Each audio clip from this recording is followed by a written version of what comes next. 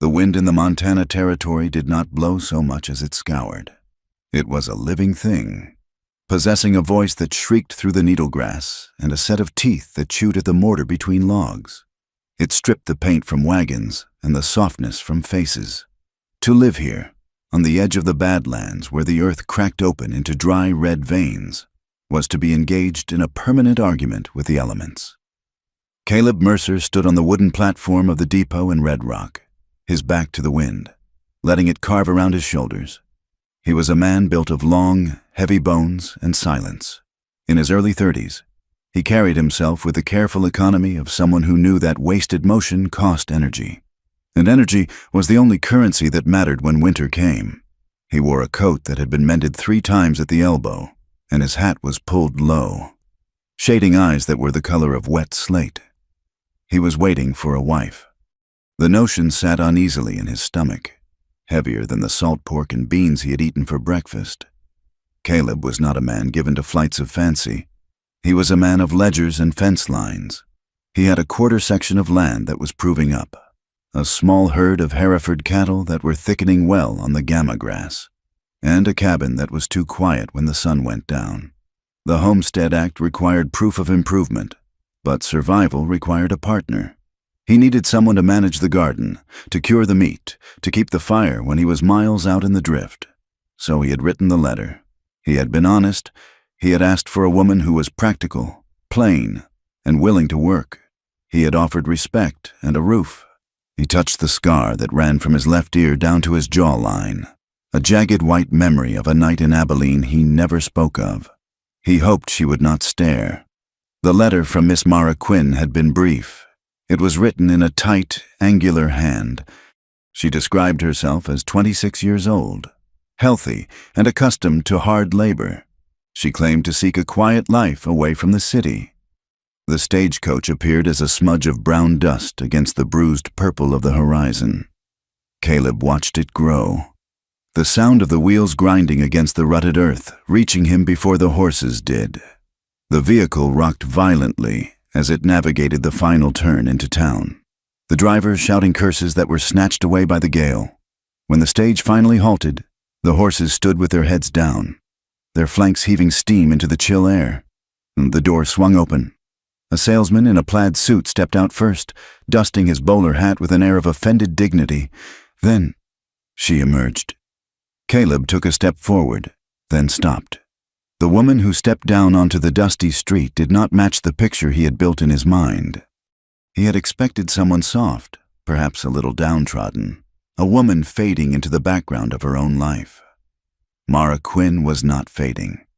She hit the ground with the solid thump of boots that had been resoled until the leather was barely there. She was tall, her body lean and roped with muscle under a dark, travel-stained dress that was 2 seasons out of style. Her hair had come loose from its pins, a dark, tangled warning around a face that was burned by the sun and stripped of all vanity. She looked around the town not with curiosity, but with the sharp, darting gaze of a coyote measuring the distance to the fence line. She was checking the exits. Caleb forced himself to move. He walked toward her, removing his hat. The wind immediately whipped his dark hair across his forehead. "Miss Quinn," he said. It was not a question.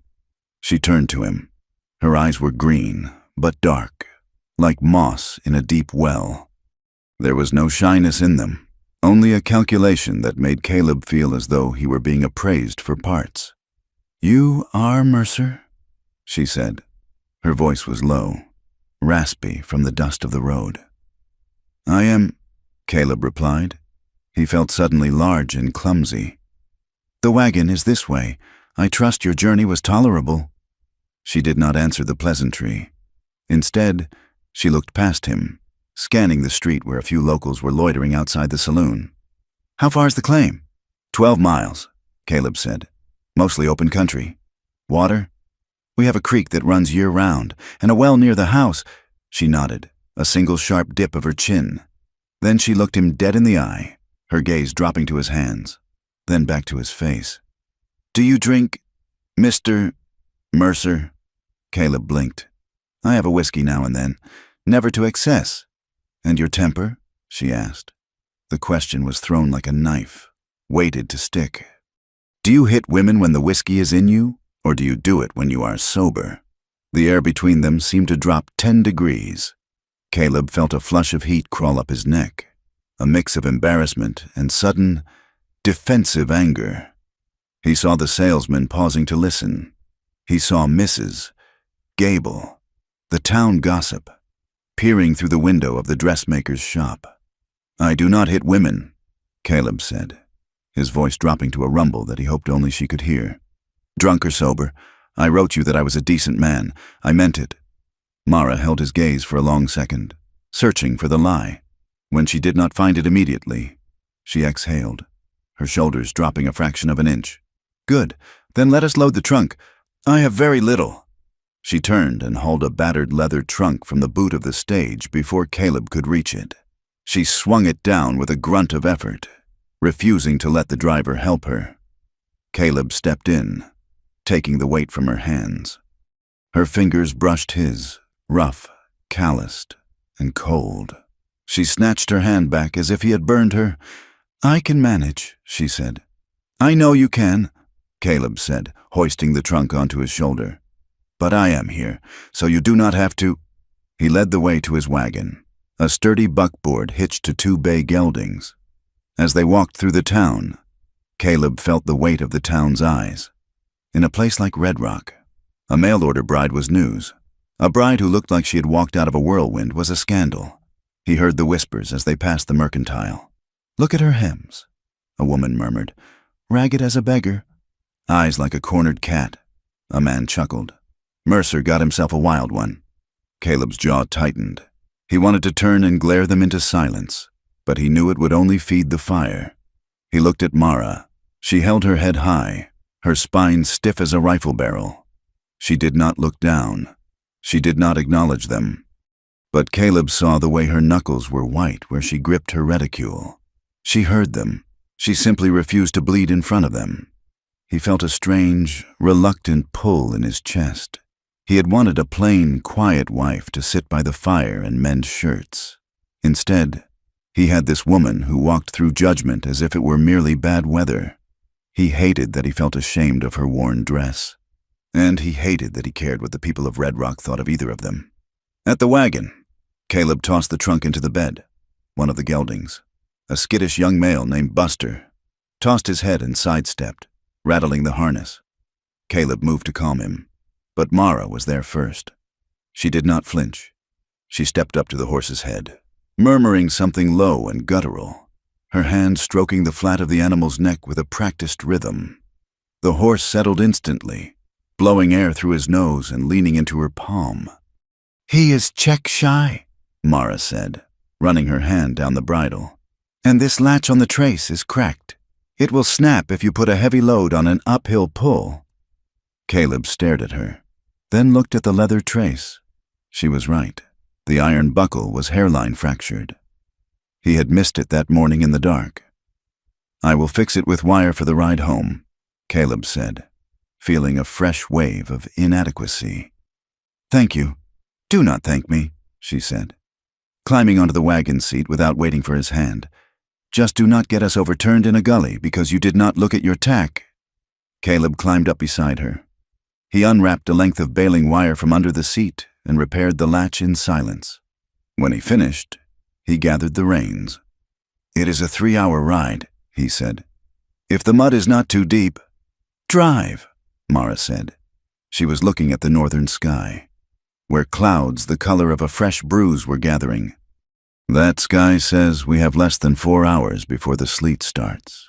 The wind has shifted to the north." Caleb clicked his tongue, and the horses lurched forward.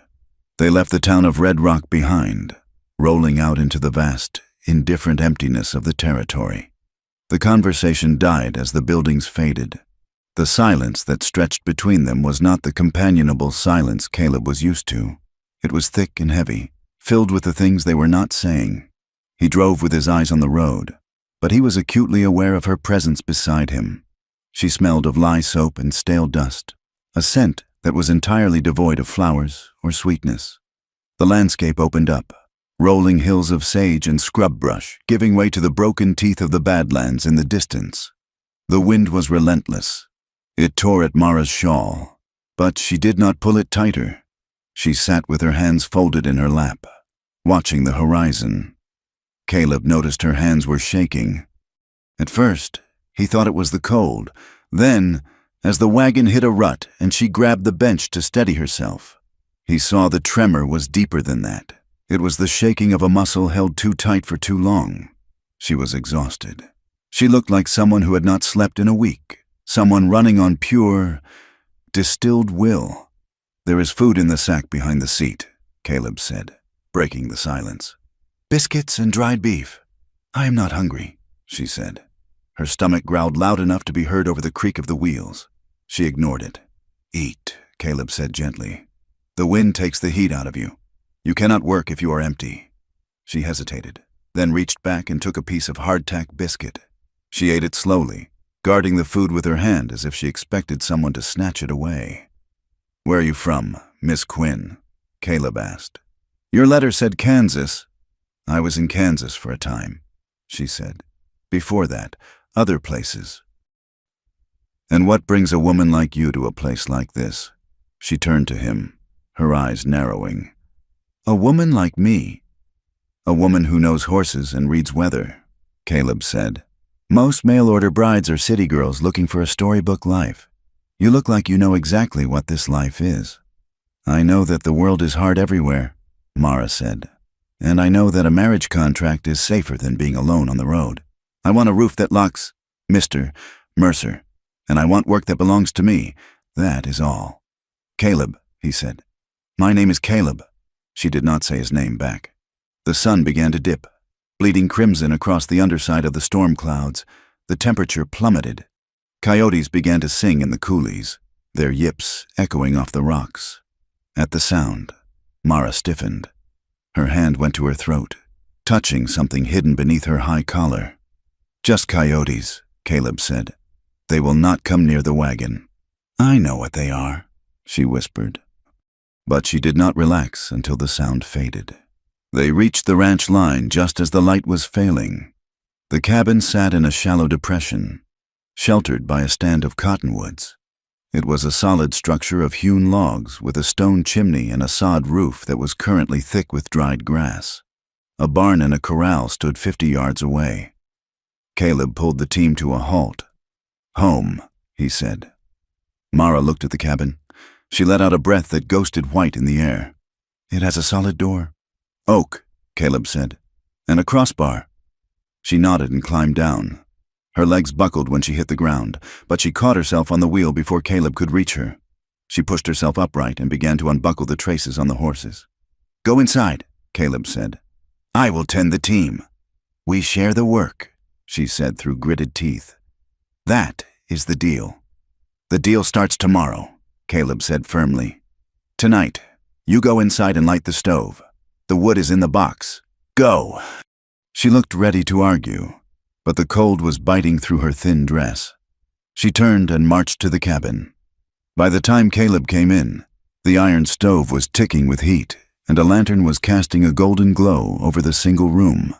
It was a tidy space, a table, 2 chairs, a washstand, and a bed in the corner covered in a buffalo robe. Mara was standing by the window, looking out into the dark. She had not taken off her coat. Caleb hung his hat on a peg. The intimacy of the room felt sudden and overwhelming. He had lived here alone for 5 years. Now, this wild, sharp-edged woman was standing in his kitchen, filling the space with her tension. "The bed is yours," Caleb said, gesturing to the corner. "I made up a pallet on the floor for myself." Mara turned, her eyes wide. "I do not need your charity. We are married. People will expect—" "We are married on paper," Caleb interrupted. "We have not stood before the preacher yet. I will not touch you. Mara. Not until you are ready, and not until it is done right in the eyes of the town. You take the bed. You need the sleep." She stared at him, confusion warring with relief on her face. "Why?" "Because I am not the men you have known before," Caleb said. He moved to the washstand and poured water from the pitcher into the basin. He rolled up his sleeves. On his right knuckle, a scrape from the harness buckle was oozing a bright bead of blood. He dipped his hands into the water. He felt her eyes on him. She was watching him wash the blood away, her gaze fixed on the red swirl in the water. She watched his hands, large, scarred, but moving with a deliberate gentleness. "You are bleeding," she said. "It is nothing," Caleb said. He dried his hands on a rough towel. He moved to the stove and ladled stew from the pot he had left simmering at the back of the range before he left that morning. He filled 2 tin plates. He set one on the table, then paused and added a second large scoop of potatoes and beef to her plate. He placed it at the seat nearest the fire. "Sit," he said. They ate in silence. Mara ate quickly, wiping the plate clean with a piece of bread. Caleb watched her, noting the way she kept her back to the solid log wall, her eyes flicking to the window every time the wind rattled the frame. "Tomorrow," Caleb said, pushing his empty plate away. "We have to ride out to the north line. I need to check the fencing in the box canyon before the weather turns bad for good. It will be a hard day." "I can ride," she said. "I do not doubt it." Later, as the fire burned down to embers, Caleb lay on his bedroll on the floorboards. He listened to the sounds of the house, the wind outside, the settling of the logs, and the sound of the strange woman in his bed, breathing in shallow, jagged rhythms. She was asleep, but even in sleep, she sounded like she was running. The next morning broke gray and iron hard. The wind had not ceased. It had sharpened. They drank black coffee that was thick enough to chew. Mara looked better after a few hours of sleep, though the shadows under her eyes were still dark bruises. She had braided her hair tight against her skull and put on a heavy canvas jacket Caleb had offered her. It swallowed her frame, but she rolled the cuffs up without complaint. They rode out on 2 saddle horses, leaving the wagon behind. Caleb rode a roan gelding, and he put Mara on a steady mare named Bess, as he had suspected. She sat a horse as if she had been born in the saddle, her body moving in perfect fluid sync with the animal's gait. They rode north, toward the Badlands. The grass here was yellow and brittle, whistling in the wind. About 3 miles from the ranch, they saw a rider approaching.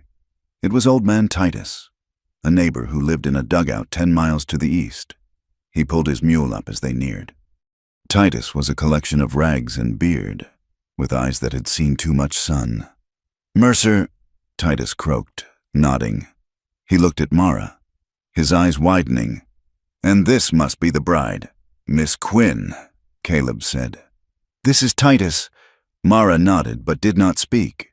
She moved her horse slightly so that Caleb was between her and the stranger. "You got word yet?"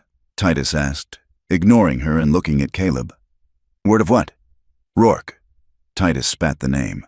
"Silas Rourke's boys were through here yesterday, checking brands. Said they were looking for rustlers, but they were looking at everything else too. Rourke's buying up debt. Caleb, he's squeezing the small holds." Caleb frowned. "My claim is clear. I owe no man."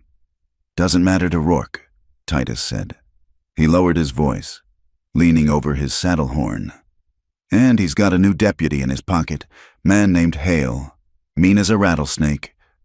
Titus cast a sideways glance at Mara. "You be careful, Caleb. A wild woman brings wild trouble. Rourke notices anything that don't fit. Best you keep her close, or send her back before she draws his eye." Caleb felt a flash of anger. "Miss Quinn is my concern. Titus, you worry about your own stock." Titus shrugged. "Just saying. The wind carries sense. Mercer, and Rourke is a wolf." He kicked his mule and rode on. Mara was silent as they continued riding. Caleb glanced at her. Her jaw was set so hard a muscle jumped in her cheek. "Who is Rourke?" she asked finally. "A rich man who thinks he is a king." Caleb said, "He owns half the valley. He likes to think he owns the people in it too." "And does he?" "Not me," Caleb said. "And not you." They reached the box canyon by noon. The walls rose up steep and red, cutting off the wind. They spent hours mending the wire fence that kept Caleb's cattle from wandering into the treacherous ravines beyond.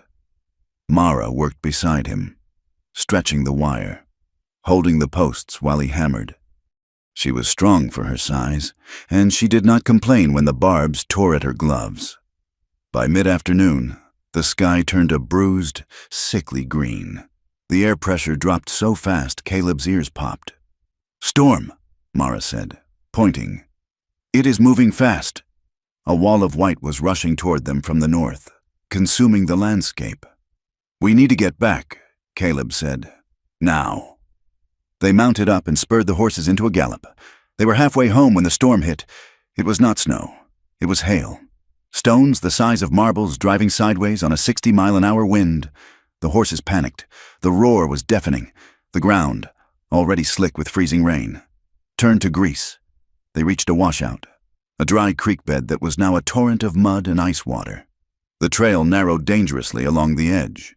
"Keep close," Caleb shouted over the roar of the wind. Mara's mare slipped. The back legs went out, sliding toward the drop-off into the churning water below. The horse screamed, scrabbling for purchase. Mara was thrown sideways, half out of the saddle. She clung to the mane, her legs dangling over the edge. "Mara!" Caleb yelled. He drove his horse alongside, risking his own footing. He reached out, his hand closing around her upper arm. At the contact, she froze. It was not a hesitation. It was a total shutdown.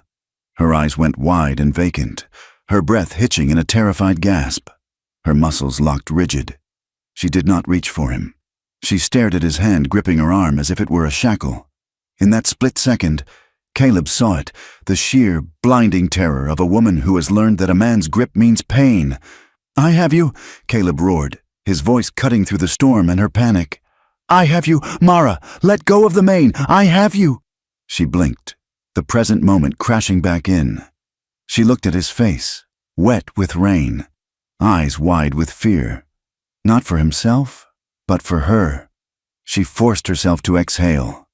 She forced her fingers to uncurl from the horse's mane. Caleb hauled her backward with a grunt of effort, pulling her clear of the mare just as the horse found its footing and scrambled up the bank. Mara slammed into Caleb's chest, her body shaking violently. He did not let go. He held her firmly against him, steadying her as the horses huddled together against the hail. "I have you," he repeated, softer now, though the wind still screamed. "You are safe." She leaned into him, just for a moment, her forehead pressing against his wet coat. She was trembling, but she was not pulling away. For the first time since she had stepped off the stage, she was not checking the exits. She was just holding on. The morning sun did not bring warmth to the Montana territory. It merely illuminated the frost.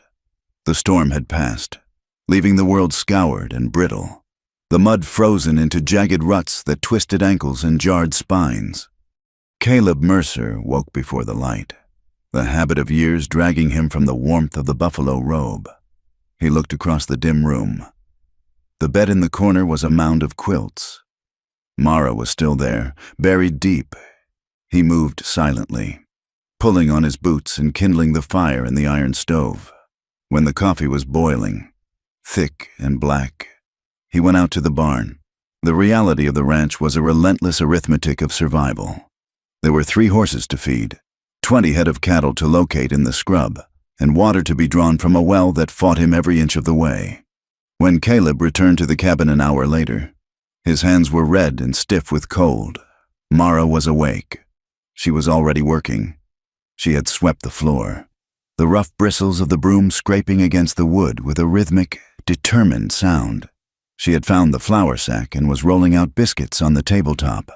"Coffee is hot," Caleb said, hanging his coat by the door. She nodded, but did not stop rolling the dough. "I found the salt pork. It is low." "We will buy more in town when we go for the license," Caleb said. He watched her as he drank from his tin cup. She moved with a jagged energy, efficient but brittle. Her face was pale, the skin pulled tight over her cheekbones. When the biscuits were done and fried in the skillet, she placed 3 on his plate and 1 on hers. "Take another," Caleb said. "I am not hungry," she said. It was a lie. He had seen her eyes track the food as she served him. She was rationing herself, a habit born of scarcity he could not yet understand. Mara, he said, his voice dropping to that low rumble that seemed to vibrate in the timber walls. The flour is there to be eaten. We are not starving. Eat. She hesitated, her hand hovering over the plate. Then, with a defiant set to her jaw, she took a second biscuit. She ate it quickly, tearing it apart with her fingers, her eyes fixed on the window as if daring the landscape to take it back.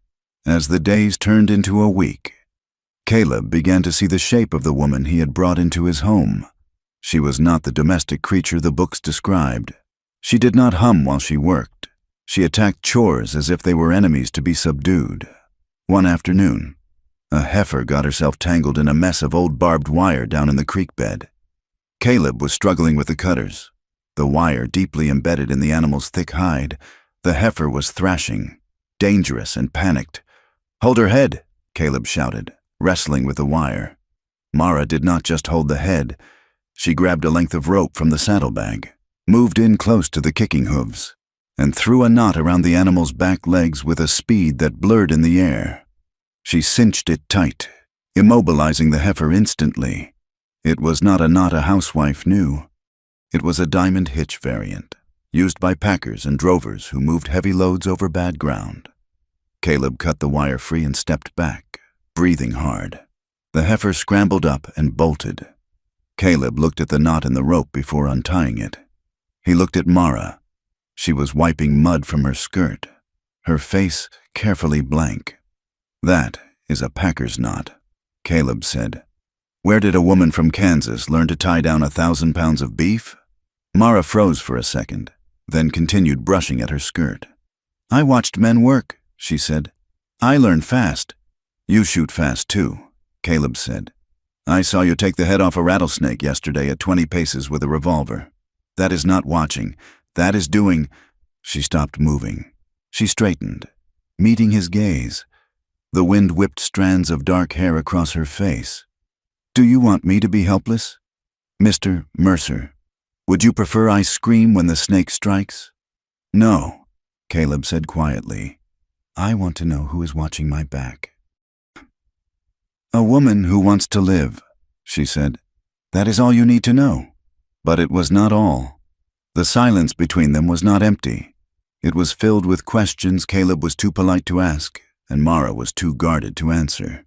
She pushed the boundaries of his patience, testing him, waiting for the temper she was sure he possessed. That evening, as the fire snapped in the grate, she pushed harder. "You live like a monk," she said, looking around the sparse cabin. "You work until your hands bleed.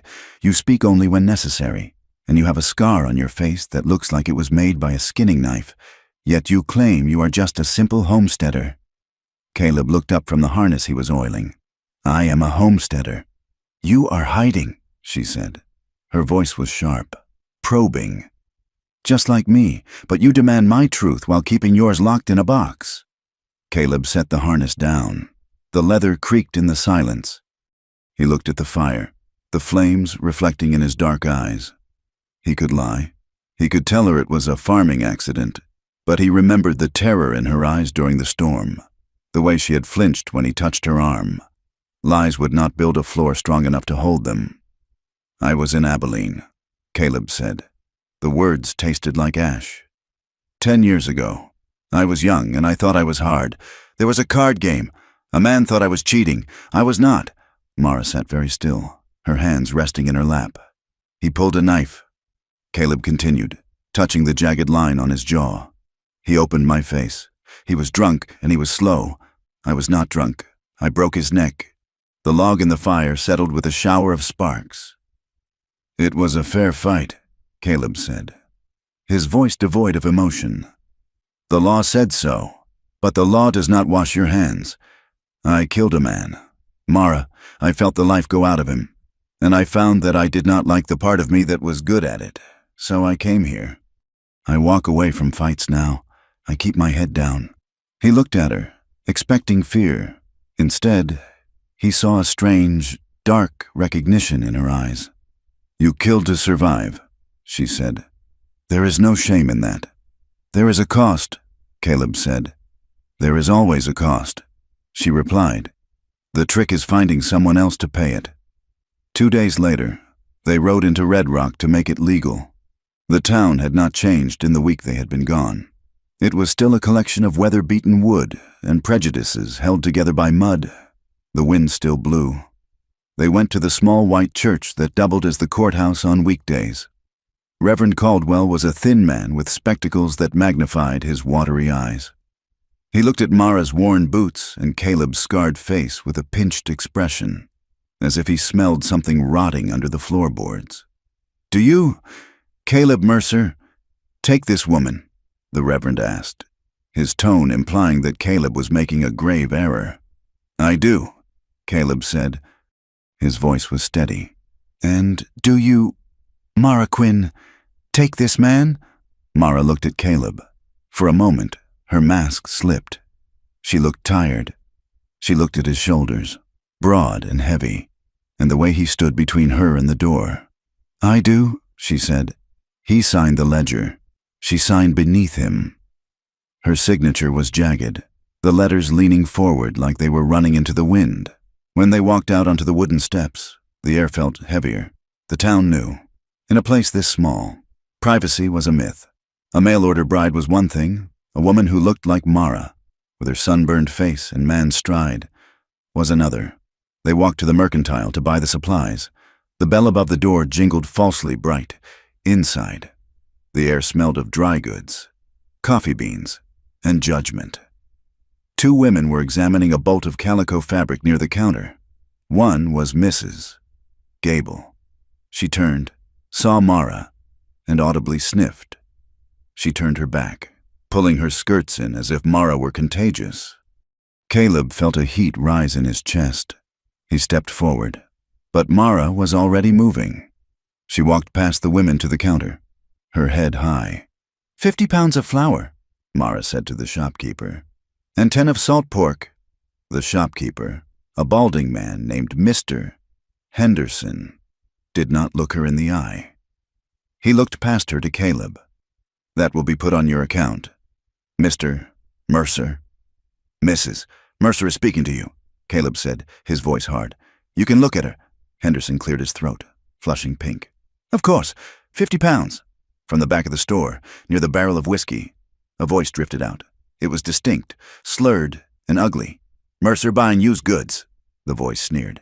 "Reckon she came cheap. Looks like she's been ridden hard and put away wet." The silence in the store was absolute.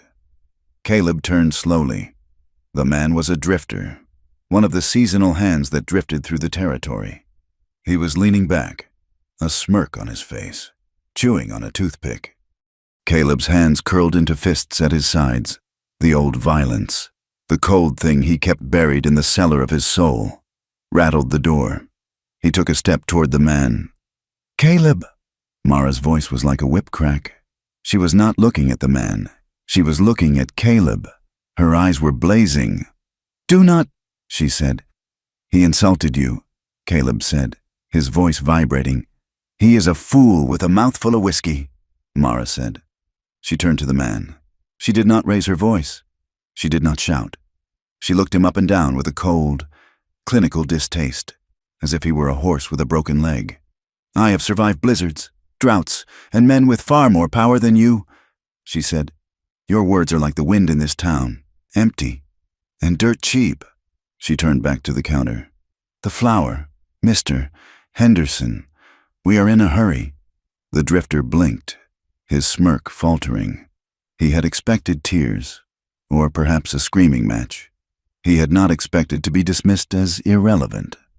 The women by the fabric bolt stared, mouths slightly open. Caleb stood there, his heart hammering against his ribs. He wanted to break the man's jaw, but he looked at Mara, standing rigid at the counter, refusing to let them see her bleed. He realized that fighting the man would only prove the town right, that they were wild, violent people. Mara was fighting a different war. He stepped up beside her. He placed his hand on the counter, next to hers. "Add a tin of peaches," Caleb said to the clerk. "And a new ribbon, blue, for my wife." The ride home was quiet, but the quality of the silence had shifted. The hostility of the town had pushed them into the same trench. Over the next few weeks, A strange, tentative domesticity began to take root in the cabin. It was not the soft, decorative home life of the magazines. It was a partnership of survival. Mara began to change the space. She mixed mud and straw and patched the drafty cracks around the window frame, stopping the whistle of the wind. She found a patch of hardy sage and wild mint near the creek and transplanted them into a wooden box by the door. She took Caleb's torn shirts, the ones he had clumsily stitched with fishing line, and mended them with tiny, invisible stitches. Caleb would come in from the cold to find the cabin warm, the smell of drying herbs cutting the scent of wood smoke. He would watch her sitting by the fire, her head bent over her work, and feel a tightness in his chest that had nothing to do with the weather. He was grateful, and he was terrified. The first shift happened on a Tuesday night. The wind was howling outside, a banshee scream that made the logs groan. Inside, the lamp cast a circle of yellow light over the table. They were sitting close, the table small enough that their knees were almost touching. Caleb was repairing a bridle. Mara was darning a sock. The silence was comfortable. Caleb looked up. The light caught the curve of Mara's cheek, softening the hard lines of her face. She looked younger in the lamplight, less hunted. A loose strand of dark hair had fallen across her eyes. She blew it away, but it fell back. Without thinking, Caleb reached out. His hand moved toward her face. He meant to tuck the hair behind her ear. It was a gesture of simple affection, something a husband might do. His fingers brushed the air an inch from her skin. Mara went still. She did not flinch this time. She did not pull away. She looked up, her eyes locking onto his. Her breathing stopped. Caleb froze. His hand hovered there, large and scarred, caught between intent and retreat. He saw the pulse fluttering in the hollow of her throat. "Mara," he whispered. She did not speak. She leaned forward, just a fraction of an inch. It was a dare. It was a surrender. She leaned into the space where his hand was, bridging the gap until her skin brushed his rough fingertips. The contact was electric. It shocked through Caleb like a lightning strike on a dry fence line. He cupped her cheek. Her skin was rough from the wind but warm. Her eyes were wide, dark, searching his face for any sign of the violence she feared. He leaned in. She did not retreat. Their lips met. It was not a gentle, courtly kiss. It was the collision of two people who had been starving for a long time. It was brief, hard, and desperate. Caleb tasted coffee and fear and a sudden, overwhelming sweetness. He pulled back, his breath coming ragged. He was shaken by the intensity of it, by how much he wanted to pull her out of that chair and onto the buffalo robe. Mara stared at him, her lips parted, her hand rising to touch her mouth. She looked terrified, not of him, but of the want in her own eyes. Caleb started, his voice cracking. "I should check the horses." He stood up so fast his chair scraped loudly against the floor. He grabbed his coat and bolted for the door, needing the cold air to cool the fire in his blood. Mara stayed at the table, touching her cheek where his hand had been. The intimacy brought new dangers. The closer they got, the more the secrets chafed. 2 days later, Mara was washing up at the basin. She had unbuttoned the top of her high collar to scrub her neck. Caleb came in from the porch, carrying an armful of wood. He turned to put the wood in the box and glanced at her. She had a locket around her neck, a small, tarnished silver oval on a leather thong. She usually kept it hidden, but as she bent forward, it swung loose, and below it, on the pale skin of her collarbone, Caleb saw the mark. It was a scar, but it was not a clean line like his. It was a burn mark, circular and puckered, old and faded but unmistakable. It looked like the mark of a cigar tip, pressed into skin and held there. Caleb dropped a piece of firewood.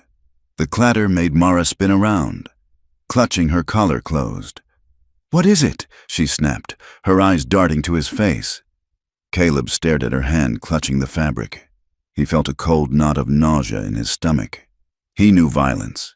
He knew the difference between a wound from a fall and a wound from cruelty.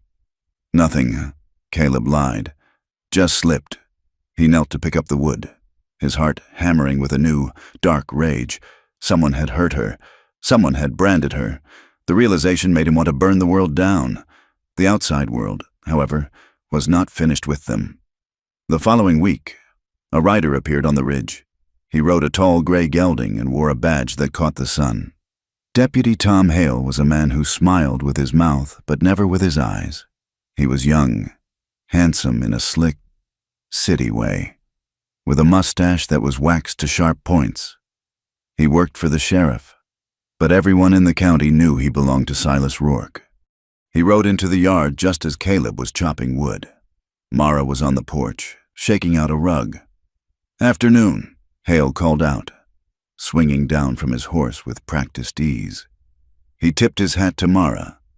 "Mrs. Mercer, a pleasure to see a lady's touch on this place." Mara went still. She folded the rug slowly, her eyes fixing on Hale like he was a wolf at the tree line. "Deputy," Caleb said, driving the axe into the stump. "What brings you out?" "Just riding the rounds," Hale said, walking closer. He moved with a swagger that set Caleb's teeth on edge. "Mister, Rourke likes to make sure the new families are settling in well. Heard you got hitched. Wanted to pay my respects." Hale's eyes drifted over Mara, lingering on her figure in a way that felt like a physical touch. "You have done well for yourself. Mercer, she is a fine-looking woman. A bit sturdy, maybe, but that is good for the winters. State your business." "Hale," Caleb said, stepping between the deputy and the porch. Hale smiled, showing white teeth. "Just checking. Caleb, just checking. You know, we have had reports of some unsavory types drifting in from the territories. Women with debts. Women running from the law. Just making sure everything is legitimate." He looked past Caleb to Mara. "You have papers, I assume. Mrs. Mercer?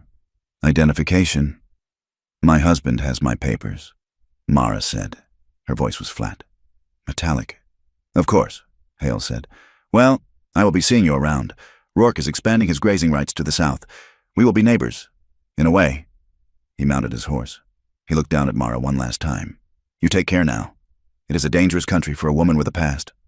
He rode off, whistling. Mara stood on the porch, her face gray. She dropped the rug. "He knows," she whispered. "He knows nothing," Caleb said, though he did not believe it. "He is fishing. He is a hunter," Mara said. She turned to Caleb, gripping his arm. Her fingers dug into his muscle. "You need to clean the rifles. Caleb, not just the shotgun, the repeaters. And we need to keep the horses in the corral at night, not the pasture. Mara, you are safe here," Caleb said, trying to soothe her. "No," she hissed. "Men like that do not come to talk about grazing rights. He was measuring the drop on you. He was counting the exits." Caleb looked at the dust settling behind the deputy. He felt a crushing weight of guilt. He had promised her a home. He had promised safety. And now, the very ground they stood on felt like a trap. He hated that he could not dismiss her fear as hysteria. He knew men like Hale, and he knew that Mara was right. That night, the wind died, leaving a silence that was even louder. Caleb lay on his pallet, staring at the ceiling. He had cleaned the Winchester repeater. It was leaning against the wall, loaded. He heard Mara tossing in the bed. She was whimpering, low sounds of distress that tore at his heart. Then she screamed. It was a raw, blood-curdling sound. Caleb was on his feet in a second. "Mara!" She scrambled out of the bed, tangled in the quilts, her eyes wide and unseeing. She was asleep, but she was fighting. She flailed at the air, striking invisible hands. "No, no, I paid! I paid!" she shrieked. She bolted for the door. She was running blind, fueled by a nightmare that was bleeding into the room. Caleb moved to intercept her. He stepped in front of the door. She slammed to a halt, seeing a large, dark figure blocking her escape. She gasped, shrinking back, raising her hands to protect her face. She was trembling so hard her teeth chattered. "Let me out," she sobbed. "Please, let me out." Caleb stood there, His instinct was to grab her, to shake her awake, to hold her until she stopped shaking. But he remembered the horse. He remembered the flinch. If he grabbed her now, he would be just another man using his strength to hold her down. He lowered his hands. He stood perfectly still, a solid shadow against the wood. "I am not stopping you, Mara," he said softly. "The door is not locked, but you are awake. You are in our cabin. There is no one here but me." She stared at him, her chest heaving. She looked at the door. She looked at his empty hands. She looked at his face, illuminated by the dying embers of the fire. She blinked, the nightmare slowly receding, replaced by the reality of the rough-hewn logs and the man who was refusing to touch her without permission. "Caleb," she whispered. "I am here," he said. "I am right here." She let out a long, broken sound. She took a step toward him, then another. Her legs gave out. She collapsed forward. Caleb caught her. He did not grab. He simply received her weight as she fell into him. He slid down the wall with her, settling onto the floorboards, pulling the quilt around her shoulders. She buried her face in his chest, sobbing, deep, wrenching sobs that shook her entire body. It was the sound of a dam breaking. Caleb held her. He rested his chin on the top of her head, rocking her slightly. He felt the dampness of her tears on his shirt. He felt the trust she was placing in him, heavy and fragile as glass. "I have you," he murmured into the dark. "I have you." Outside, a wolf howled, closer than before. Caleb tightened his hold, his eyes open, staring into the shadows, ready to tear the throat out of anything that tried to hurt her again. Winter arrived not as a guest, but as a siege. The change in the landscape was absolute. The rolling grasslands, once a sea of cured yellow swaying in the wind, were now locked under a crust of early snow that crunched like broken glass beneath a boot heel. The sky lowered itself, pressing down on the valley with a heavy, leaden gray that seemed to swallow sound. Life on the ranch narrowed to a brutal arithmetic. How many logs for the fire? How many scoops of oats for the horses? How many bullets for the wolves that had grown bold enough to skirt the edge of the corral in the blue twilight? Caleb Mercer stood by the barn door, watching the ridge line. The breath left his lungs in thick white plumes. He had seen the tracks that morning, large pads, deep in the drift, circling the heifer pen. The wolves were testing the wire. They were measuring the defenses. Mara came out of the cabin, a wool shawl wrapped tight around her head and shoulders, carrying a pail of steaming mash for the chickens. She moved differently now. The frantic, cornered energy of her arrival had settled into a grim, efficient endurance. She walked with her weight forward, fighting the wind that never seemed to stop. She poured the mash, scraping the pail clean, then walked over to stand beside him. She did not speak immediately. She followed his gaze to the tree line. "They are closer," she said. It was a statement of fact, devoid of panic. "Hunger makes them stupid," Caleb said. "Or brave. I will set the traps along the creek line tonight." Mara nodded. She looked at his hands, resting on the top rail of the fence. They were cracked from the cold, the knuckles raw. "I can help you set them. I know how to hide the scent with wood ash." Caleb looked at her. "Where does a woman learn to trap wolves?" "Mara?" She turned her face to the wind, her eyes narrowing against the biting grit. "In the mining camps," she said. "Up in the Dakota Territory, I spent a winter in a place called Deadwood. The wolves there had 2 legs, mostly, but you learned to set traps for the 4-legged ones if you wanted to keep your meat." It was the first time she had named a place. Deadwood, a rough, lawless scar on the map where gold dust bought anything, including silence. "You were alone there?" Caleb asked. He kept his voice neutral, looking at the horizon so she would not feel pinned by his gaze. "I was running," she said. "I learned that if you move fast enough and keep your mouth shut, people forget you are there. I washed clothes. I cooked. I learned that men with power are the same in a silk vest or a canvas coat. They think the world is something they can put in their pocket." She paused, her hand coming up to touch the hidden shape of the locket beneath her coat. "There was a man there," she said, her voice dropping so low the wind almost took it. He offered me protection, a warm room. He said it was charity, but there is no charity in those places. Caleb, there is only debt, and when you try to leave, you find out the door was locked from the outside a long time ago. Caleb felt a muscle jump in his jaw. He wanted to ask his name. He wanted to know who had put the shadow in her eyes. But he sensed the fragility of the moment. She was offering him a piece of the truth, jagged and sharp. If he grabbed for it, she would pull back. "You got out," Caleb said. "I climbed a window," she said. "I stole a horse. I rode until the horse died, and then I walked. I have been walking ever since." She looked up at him then. The fear was there, deep down, but it was overlaid with a fierce, terrifying exhaustion. "I am tired of walking. Caleb."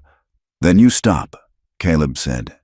He reached out and covered her gloved hand with his own on the fence rail. "You are here. The door is locked from the inside now, and I have the key." She looked at his hand covering hers. She did not pull away, but she did not relax. "Men like that," she said softly, "they have long reaches, and they do not like to lose what they think they own." The trouble did not come from the past. Initially, it came from town. 3 days later, they hitched the wagon to go into Red Rock. The supplies were dangerously low. They needed flour, coffee, and salt to cure the last of the venison. The trip was a necessity, not a choice. The town was huddled against the cold, smoke pumping from every chimney. The streets were frozen mud as they walked toward the mercantile. Caleb felt the eyes on them. It was heavier than before. The gossip had curdled into something sour. They entered the store. The warmth was stifling after the ride. Mr. Henderson was behind the counter, weighing nails for a farmer. When he saw Mara, his hands stilled. He wiped them on his apron, his eyes darting to the back of the store. "Mr. Mercer," Henderson said. His voice was tight. "Mrs. Mercer. Henderson." Caleb nodded. "We need 50 pounds of flour and coffee." Mara moved to the dry goods section. Examining a bolt of flannel, she needed warm layers. She reached out to touch the fabric, checking the weave. "Do not touch what you cannot buy," a voice said. Deputy Hale stepped out from behind a stack of crates. He was smiling, but his eyes were flat and hard, like polished stones. He was chewing on a matchstick. Mara withdrew her hand slowly. "I am checking the quality. Deputy, that is customary." "For paying customers," Hale said. He moved closer. Invading her space, he smelled of bay rum and stale tobacco. "But we have had some inventory go missing lately, Mrs. Mercer. Small things, silver buttons, a pocket watch. Funny how things disappear when strangers come to town." The store had gone quiet. The farmer with the nails watched, eyes wide. Caleb stepped between them. He moved with deceptive slowness, placing his large frame as a shield. "Are you accusing my wife of something, Hale?" "Just doing my job." "Mercer," Hale said, looking up at Caleb with a sneer. "Just asking questions. Maybe she should turn out her pockets, just to be sure." "She will do no such thing," Caleb said. His voice was a low growl. "We are here to buy flour. If you have a warrant, show it. If not, step back." "I don't need a warrant to stop a thief," Hale said. He lunged forward, grabbing for Mara's arm. It was a setup. Caleb saw it a second too late. Hale wasn't trying to find stolen goods. He was trying to provoke a fight. He wanted Caleb to swing. He wanted a reason. Mara was faster. She twisted away from Hale's grip, but as she moved, Hale's other hand flashed out and knocked her reticule from her grasp. It hit the floor, spilling its contents, a handkerchief, a few coins, and a silver pocket watch that slid across the floorboards. The silence was deafening. Hale laughed. It was a dry, triumphant sound. "Well now, look at that. Sheriff Miller's missing watch. I wondered where that got to." "I did not take that," Mara said. Her face was white, her eyes blazing with shock and rage. "He planted it. You saw him. He knocked the bag and dropped it." "I saw nothing of the sort," Hale said smoothly. He bent and picked up the watch. "I saw a thief getting caught. Sheriff Miller, A heavy man with a face like a bulldog, lumbered in from the street, drawn by the noise. He looked at the watch in Hale's hand, then at Mara. "That's my watch," Miller grunted. "You stealing from the law now, girl?" "It is a lie," Caleb said. His hands were curled into fists at his sides. The violence was roaring in his ears, a red tide rising. He wanted to tear Hale's throat out. He could do it. He could break him before the sheriff cleared leather.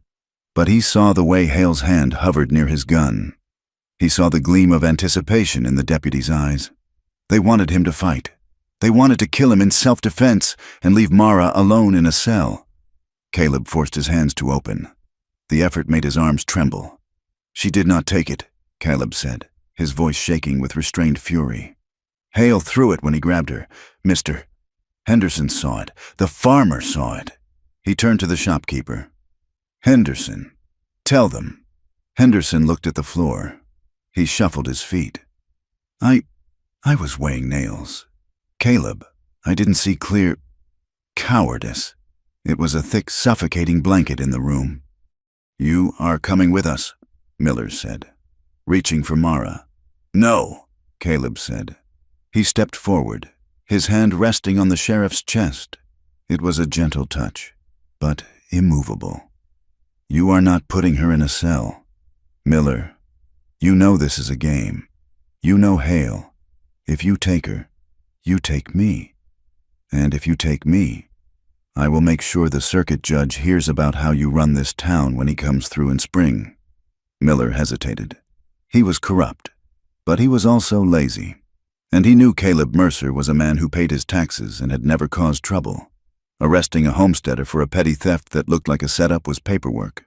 Arresting Caleb Mercer after a bloodbath was a career ender. "Fine," Miller spat. "Take her home. But she doesn't come back into this town until this is sorted. And if anything else goes missing, Mercer, I won't be asking nicely." "Get out," Hale whispered to Mara, leaning close. "Run along, little bird, before the cage closes." They walked out. The shame burned hotter than the wind. People were watching from the windows. They had seen the confrontation. They saw the guilt in the way they were leaving without supplies. "Wait," a voice called out from the boardwalk. They turned. Elspeth Crowley stood there. She was a tall woman in black widow's weeds, her face lined and severe, holding a basket of eggs. She was the town midwife and the schoolteacher, a woman who had birthed half the town and taught the other half to read. She was the only person in Red Rock who scared the sheriff. She walked up to them. She did not look at Caleb. She looked at Mara. "I was across the street," Elspeth said clearly. Her voice carried. "I saw through the window. I saw his hand in his vest before he reached for you. It was a sleight of hand, a cheap parlor trick." Mara looked at her, stunned. "You saw?" "I have eyes," Elspeth said, "and I know Tom Hale. He is a dog that bites when his master whistles." She reached into her basket and pulled out a small sack of coffee beans. She pressed it into Mara's hand. "It is not much," Elspeth said, "but it will get you through the week. Go home. Do not let them see you hang your head. You have done nothing wrong but exist in a place that hates wild things."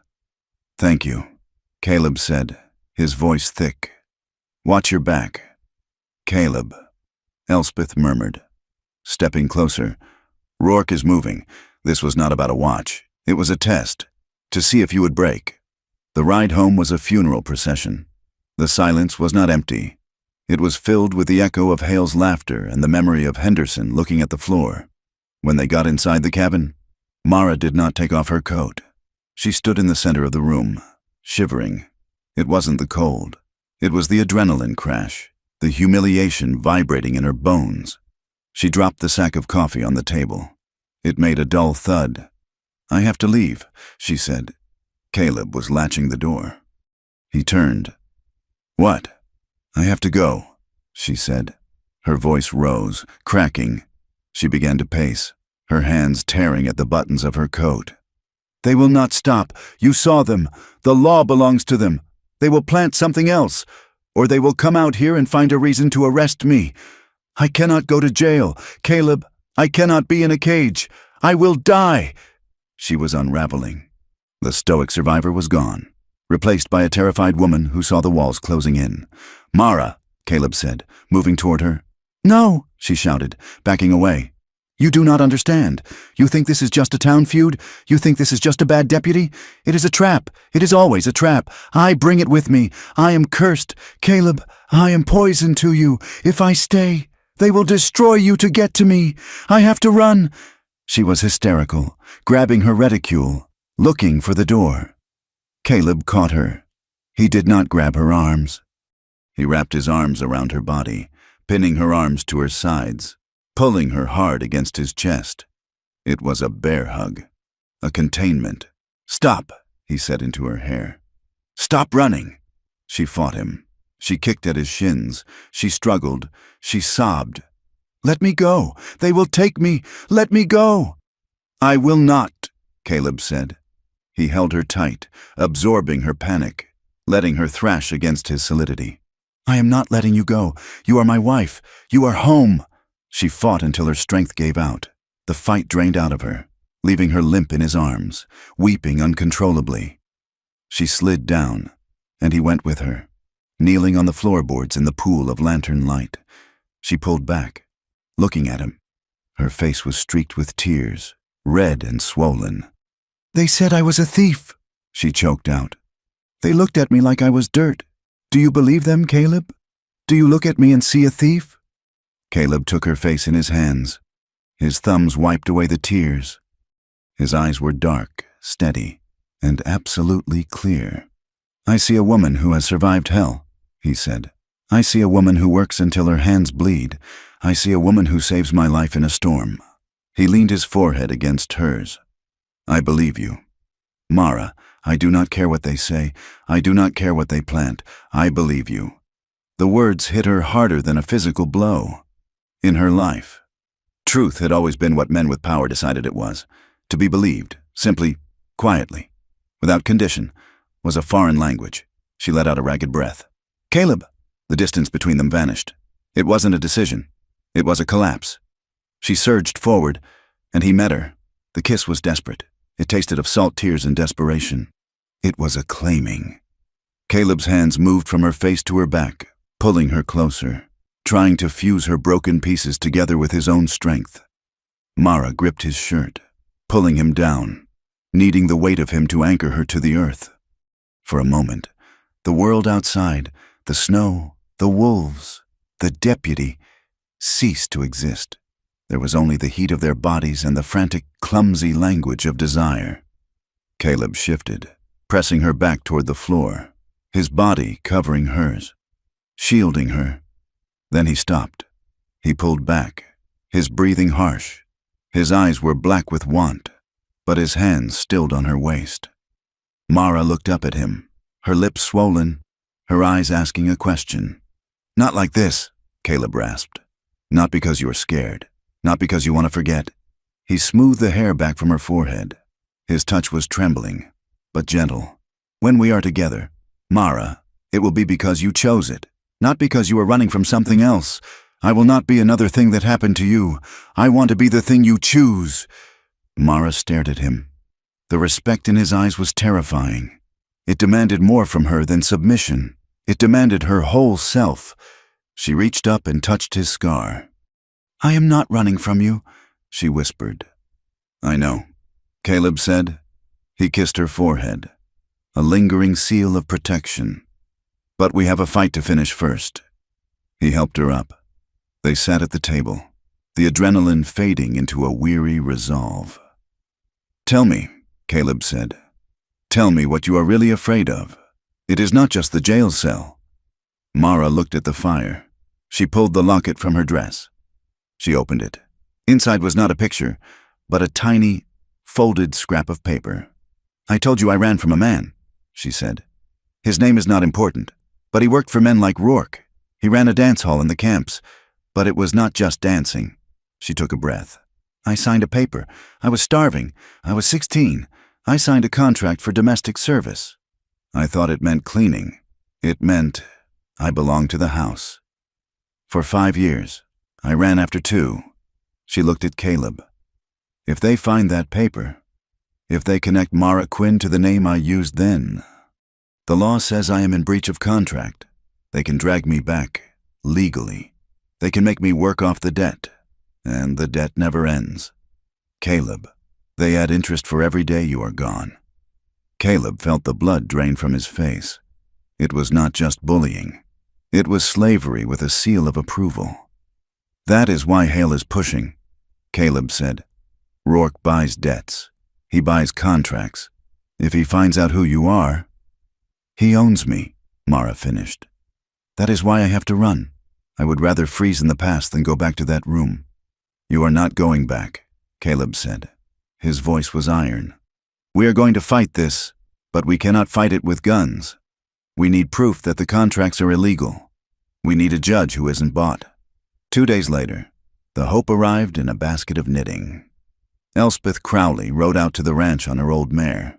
She claimed she was checking on a neighbor's baby, but she stopped at the Mercer gate. Mara invited her in. Elspeth sat by the fire, unwrapping a bundle of yarn.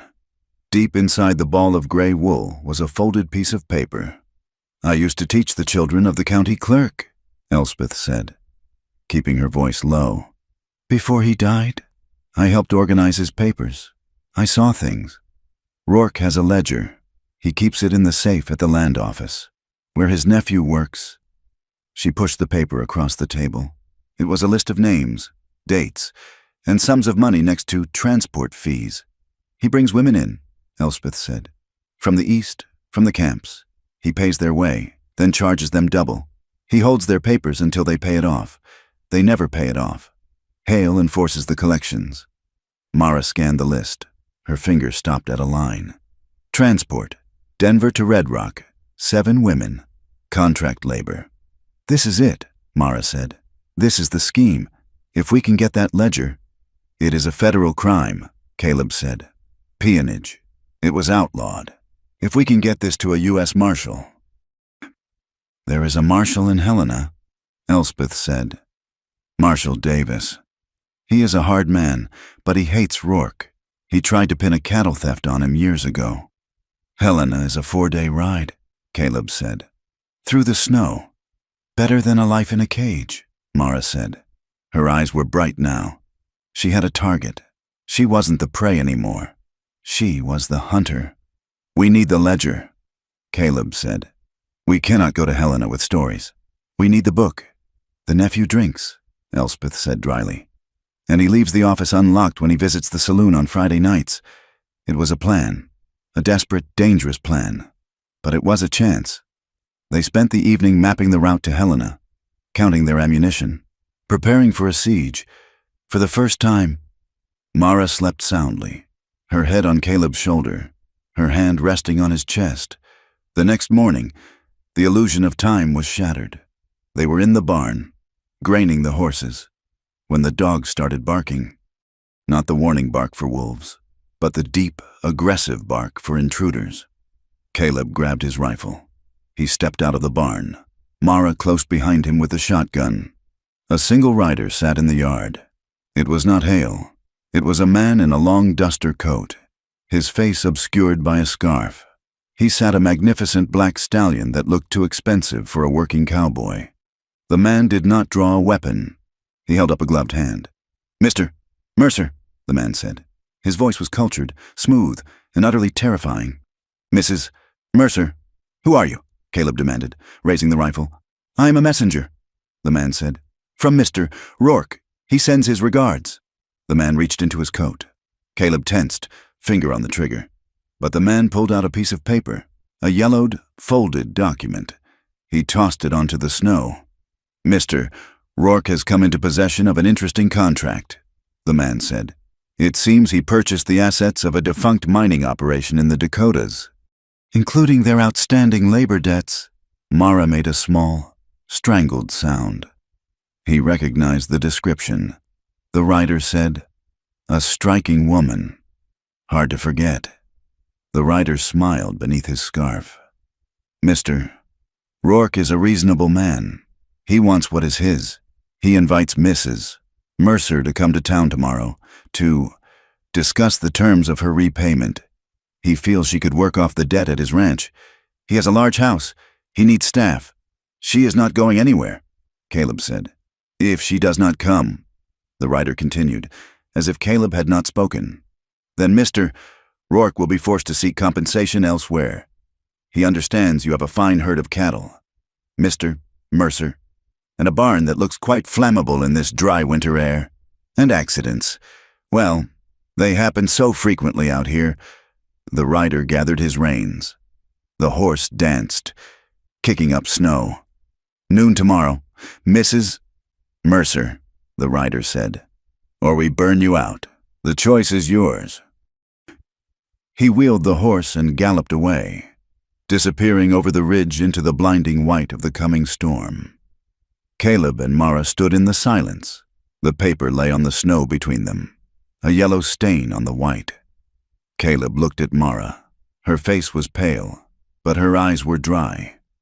She shifted the shotgun in her hands. She pumped the action. The sound, clack, clack, echoed like a gavel drop. We are not running, she said. No, Caleb said. He looked at the smoke trail of the rider. We are not running. The ranch was no longer a home. It was a fortress built of logs and silence. For 3 days. Caleb and Mara did not sleep at the same time. They moved through the hours in a grim rotation of watchfulness and labor. The snow had stopped falling, but the wind had scoured the drifts into hard, frozen waves that looked like a petrified ocean. The temperature hovered far below freezing, a cold so absolute it seemed to snap the air like a dry twig. They prepared for a siege. It was a methodical dismantling of comfort in exchange for survival. Caleb moved the bulk of the winter stores, the sacks of flour, the dried venison, the precious coffee, out of the cabin. He pried up the floorboards in the tack room of the barn and cached the food there, wrapping it in oilcloth to keep the damp out. If Rourke's men burned the cabin, they would not starve. Mara took charge of the horses. They led the animals out of the main corral, which was too visible from the ridge, and picketed them in a deep, blind coulee a quarter-mile behind the house. The coulee was choked with scrub oak and shadowed by a limestone overhang, a natural hide that broke the wind and hid the steam of the horse's breath. It is not enough to hide them, Mara said, rubbing soot over the white star on the mare's forehead. We have to make them look like they are gone, driven off. She worked with a terrifying efficiency. She brushed out their hoofprints with a pine bough as they walked back to the cabin. She was reading the land not as scenery, but as a chessboard where a single mistake meant checkmate. Rourke did not attack directly. He was a man who understood that fear was a more effective weapon than fire, and he let the silence stretch until it hummed. Then he began to pluck at the strings. On the 4th morning, Caleb found the north fence line cut. It was not a simple break. 100 yards of barbed wire had been snipped into useless ribbons, the posts sawed through at the base. 20 head of cattle had been scattered into the Badlands, driven off by men who knew how to move quiet and fast. The next day, a small fire was set near the barn. It had not spread, likely doused by a shift in the wind. But the scorched black circle in the snow was a signature. In the center of the burn mark, someone had left a woman's hair comb. It was cheap, tortoiseshell, and broken in half. Caleb stood over the blackened snow, his hands shaking. It was not fear. It was a rage so pure and white-hot it nearly blinded him. He felt the old rhythm in his blood, the pulse of the fighter he had buried in Abilene. He wanted to saddle the roan. He wanted to ride into town, walk into the saloon or the land office, and beat Silas Rourke until the man could not stand. He turned toward the house, his boots crunching violently on the ice. He reached for his Winchester leaning against the porch rail. No! Mara was there. She stood in the doorway, wrapped in the heavy canvas coat, her face pale but her eyes steady. Get out of my way. Mara, Caleb said. His voice was a stranger's voice, low and grinding. They are mocking us. They are leaving tokens like we are children to be frightened. I am going to finish it. You will ride into town, Mara said, not moving. You will kill one of them. Maybe two. And then the sheriff will shoot you down in the street like a mad dog. And Rourke will win. I do not care about winning, Caleb roared, the control finally snapping. He slammed his hand against the porch post. I care about them threatening you. I care that I cannot walk out my own door without wondering if a rifle is trained on my chest. I promised to keep you safe, and I am failing because I am trying to be a good man. A good man does not survive this. Mara, a hard man does. A dead man does not protect anyone, she snapped back. She stepped off the porch, walking into the snow in her thin boots. She grabbed the barrel of the rifle he was holding. She did not pull it away. She just held it, forcing him to look at her. Do you think I have not wanted to kill them? She asked. Her voice dropped, fierce and trembling. Do you think I do not wake up wanting to burn their world down? But that is the trap. Caleb, Rourke expects rage. He expects you to lose your mind. He knows how to handle a man with a gun. He owns the law that will hang you for using it. Caleb looked down at her. The wind whipped her dark hair across her face. Then what do we do? He asked, the fight draining out of him, leaving only a hollow ache. We just wait for them to burn us out? We beat them with the one thing they do not think we have, Mara said. Patience and proof. We play the game until we can flip the board. They spent that afternoon repairing the roof where the wind had torn a shingle loose near the chimney. It was bitter work, the wind numbing their fingers, but it needed to be done. They sat on the ridge of the roof, taking a break, looking out over the valley. The sun was setting, casting long, bruised shadows across the snow. I had a friend, Mara said quietly. She did not look at him. She looked at the horizon. In the first camp, her name was Sarah. She was younger than me, soft. She still believed that if you cried, someone would help you. Caleb watched her profile. He saw the way her throat worked as she swallowed. She trusted a man who promised to take her east, Mara continued. He said he had a ticket for her. He took her to a room to give it to her. I told her not to go. I told her his eyes were lying. She went anyway. Mara rubbed her thumb over the knuckle of her glove. I waited for her all night. She never came back. When I asked about her the next day, the man laughed. He said she had moved on, but I saw her shawl in the mud by the river. They break the soft ones. Caleb, that is why I stopped crying. That is why I learned to read a man's hands before I look at his face. If you are soft, you die. Or worse, you survive as something broken. You are not broken, Caleb said. I am cracked, she said. I am held together by spit and wire. You are held together by iron, Caleb said. He reached out and touched her face. His hand was rough, calloused, but his touch was light as a feather. And you are not alone anymore. You do not have to watch the door by yourself. Mara closed her eyes. She leaned into his palm. It was a surrender. For a woman who treated every touch as a potential threat, this was an act of supreme courage. She let out a long, shuddering breath, the tension of the last week melting for a second under the warmth of his hand. Sarah would have liked you, she whispered. I would have liked to save her, Caleb said, but I will save you. That night, the cabin felt smaller, warmer. The siege outside had created a strange, pressurized intimacy inside. They were the only two people on Earth. They washed at the basin in the corner. The fire was low. Caleb had stripped off his shirt to wash the day's grime from his chest and arms. He stood by the stove, drying himself with a rough towel. Mara was watching him. She was standing by the table, braiding her hair for the night. Her eyes tracked the movement of his muscles, the scars on his back, the solid, unwavering strength of him. She stopped braiding. She walked over to the basin. She stood close to him, closer than she usually allowed. The smell of lye soap and wood smoke hung in the air between them. Caleb went still. He lowered the towel. He did not move away, but he did not advance. He let her set the distance. Mara reached out. Her hand trembled slightly, then steadied. She placed her palm flat against the center of his chest, over his heart. She could feel the heavy, rhythmic thud of it beneath the skin. "You are warm," she said. "I am burning up," Caleb murmured. His voice was rough. Mara looked up into his eyes. She saw the desire there, dark and heavy, but she also saw the restraint.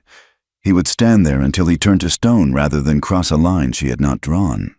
She stepped closer. Her knees brushed his. She reached up and unbuttoned the top button of her dress. Then the second.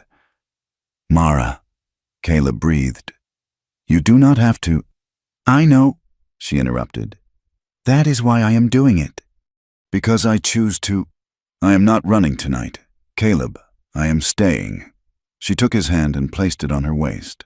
She stepped into him, closing the last inch of distance. He made a sound low in his throat, a groan of relief and hunger.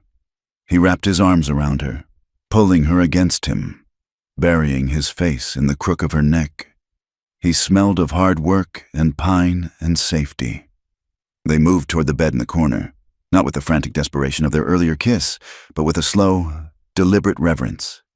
When they lay down, the world outside, Rourke, the wolves, the cold, ceased to exist. There was only the heat of skin, the murmur of consent, and the profound relief of being held by someone who would kill to keep you safe, yet touched you as if you were made of holy glass. Morning brought the world back with a vengeance. The sun was barely up when a rider appeared on the ridge. It was not Rourke's man. It was Elspeth Crowley, her horse laboring through the drifts. She practically fell out of the saddle when she reached the yard. Caleb caught her. Her face was gray with exhaustion and fear. "You have to move," Elspeth gasped. "Today, now." "Come inside," Mara said, pulling her toward the warmth. Inside, Elspeth drank coffee with shaking hands. "They came to my house last night, Hale and 2 others. They tore up my books. They broke my jars. They told me that if I continued to conspire with criminals, I would be unfit to teach the children. They said accidents happen to widows who talk too much." She looked at Caleb. "But that is not the worst of it. I heard them talking. The warrant is signed. Judge Taggart. He is Rourke's creature. He signed it yesterday. They are coming for Mara tomorrow morning, not to question her, to take her to the county lockup for contract fraud and theft. Once she is in that cell, she never comes out," Caleb finished. "We have to go to Helena," Mara said.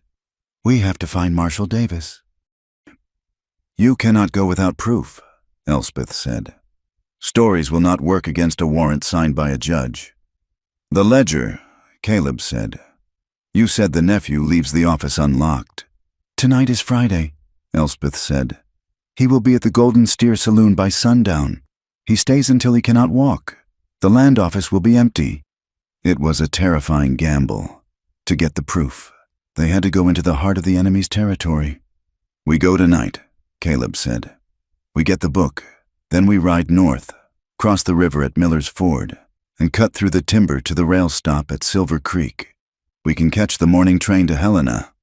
"The ford is dangerous in this ice," Mara said. "It is the only way to bypass the patrols on the main road," Caleb said. "We have no choice." They left the ranch at dusk. They did not look back. They took only the horses, their weapons, and the clothes on their backs. Red Rock was loud on a Friday night. Music and laughter spilled from the saloon, yellow light pooling on the snow. Caleb and Mara tethered their horses in the alley behind the livery, in the deep shadows. "Stay with the horses," Caleb whispered. "No," Mara said. "I know locks, and I can read a ledger faster than you." "We go together." They moved through the shadows like ghosts. The land office was a small brick building on the corner. The front was dark. They went to the back door. Mara tried the handle. Locked. She pulled a hairpin from her braid. She worked it into the mechanism. Her ear pressed to the wood. She twisted, probed, and waited. Click. She pushed the door open. They slipped inside. The office smelled of stale cigar smoke and ink. The safe was in the corner. It was a heavy iron box. But, as Elspeth had predicted, the door was not fully spun shut. The nephew was careless. Mara pulled it open. Inside were stacks of deeds and a thick, leather-bound book. She opened the book to the recent entries. She scanned the pages in the moonlight filtering through the window. "Here," she whispered, her fingers shaking. "November, transport fees, deductions. And here, a payment to Sheriff Miller for processing. It is all here." She tucked the heavy book into her coat. "Let's go," Caleb hissed. They were halfway to the door when the front handle rattled. They froze. "I forgot my tobacco," a voice slurred. It was the nephew. The key turned in the front lock. "Window," Caleb whispered. He shoved the sash of the back window up. It groaned in the frame. The front door opened. "Who's there?" the nephew shouted, fumbling for a lantern. "Go!" Caleb boosted Mara through the window. She landed in the snow of the alley. Caleb vaulted after her just as a gunshot blew out the glass above his head. "Thieves!" the nephew screamed. "Thieves! At the office!" The town erupted. Men poured out of the saloon. Caleb and Mara sprinted for the horses. They hit the saddles just as Deputy Hale came running around the corner, pistol drawn. "Stop them!" Hale shouted. He fired wildly.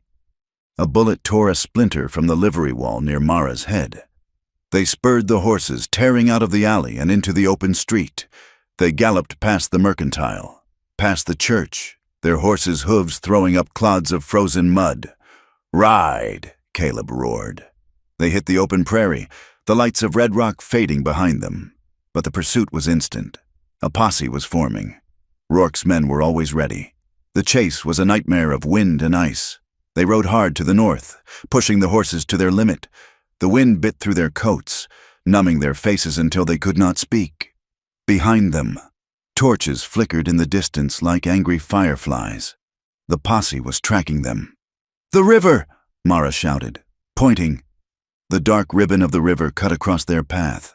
It was not frozen solid. The current was too fast. It was a churning slurry of black water and jagged ice flows. "We have to cross!" Caleb yelled. "They will cut us off at the bridge."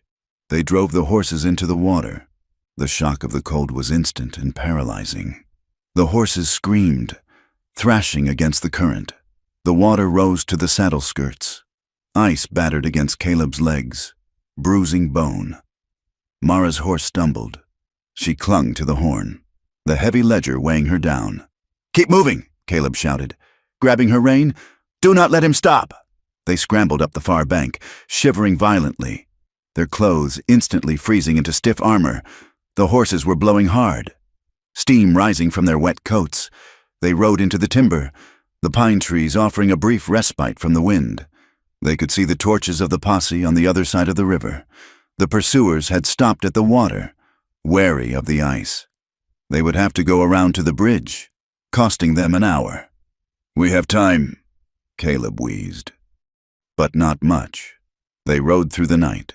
The landscape was brutal, steep ravines, hidden drops, snow that hid treachery. By the time the sky began to lighten to a bruised purple in the east, the horses were stumbling. They reached the outskirts of Silver Creek. It was bigger than Red Rock, a rail town with a depot and a telegraph line. The train to Helena was due at 8 o'clock. They reined in at the top of a rise overlooking the town. "We made it," Mara whispered. She touched the ledger inside her coat. Caleb was looking back the way they had come. He saw them, riders, not the main posse, but a scout group, 3 men on fresh horses, cutting across the ridge. They were flanking them. They would reach the depot at the same time as Caleb and Mara. And there were more dust clouds to the east. Rourke had telegraphed ahead. He had men waiting. Caleb looked at the depot. It was a mile away. Then he looked at the narrow canyon trail that led down to it. "They are going to bottle us up," Caleb said.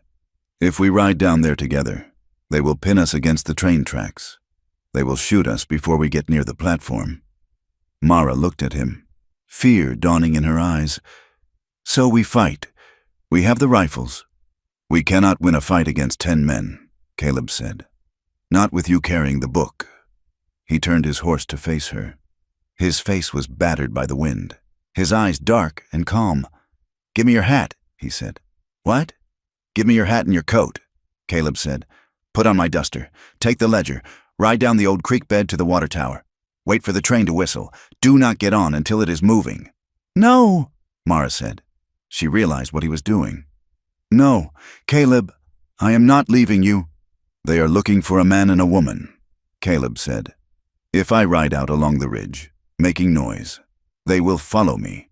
They will think I am trying to draw them off. They will think I have the book." "They will kill you!"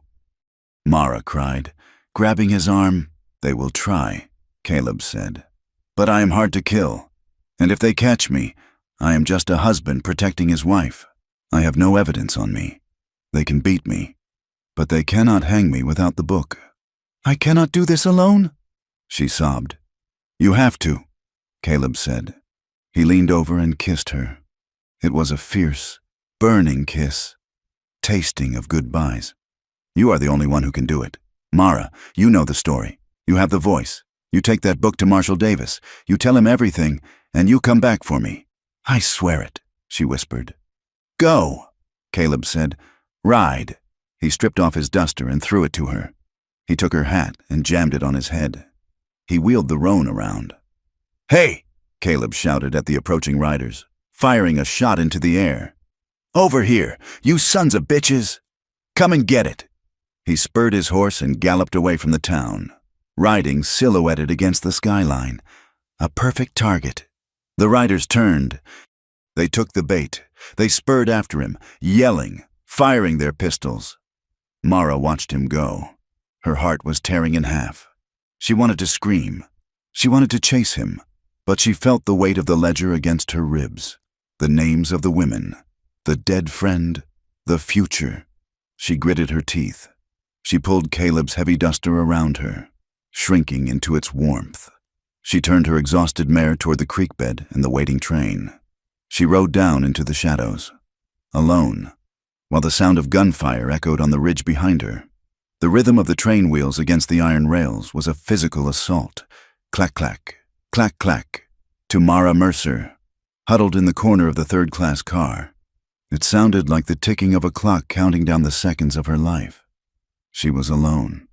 The sensation was more biting than the draft leaking through the window frame. For the last month, Caleb had been a physical wall between her and the world. His shoulder against hers at the table, his breathing in the dark, his large, scarred hand covering hers on the fence rail. Without him, the old terror, the cold, creeping panic of the prey animal, began to circle in the back of her mind. She pulled Caleb's duster tighter around herself. It smelled of him, pine pitch, horses, and the faint, metallic tang of gun oil. She buried her nose in the collar, inhaling the scent like it was smelling salts. "Focus," she told herself. "You are not running away. You are running toward—" She pressed her hand against her ribs, feeling the hard rectangular shape of the ledger hidden beneath her bodice. That book was not just paper and ink. It was a weapon. It was the key to the cage. The train hissed into the station at Helena in a cloud of sulfurous steam. The city was a shock after the silence of the high plains. It was a brawl of brick buildings, shouting draymen, and streets churned into black slurry by 1,000 carriage wheels. Mara moved through the crowd with her head down, her hat pulled low. She knew how to disappear in a crowd. It was a skill she had learned in the mining camps. Walk with purpose, but not haste. Look at no one, but see everything.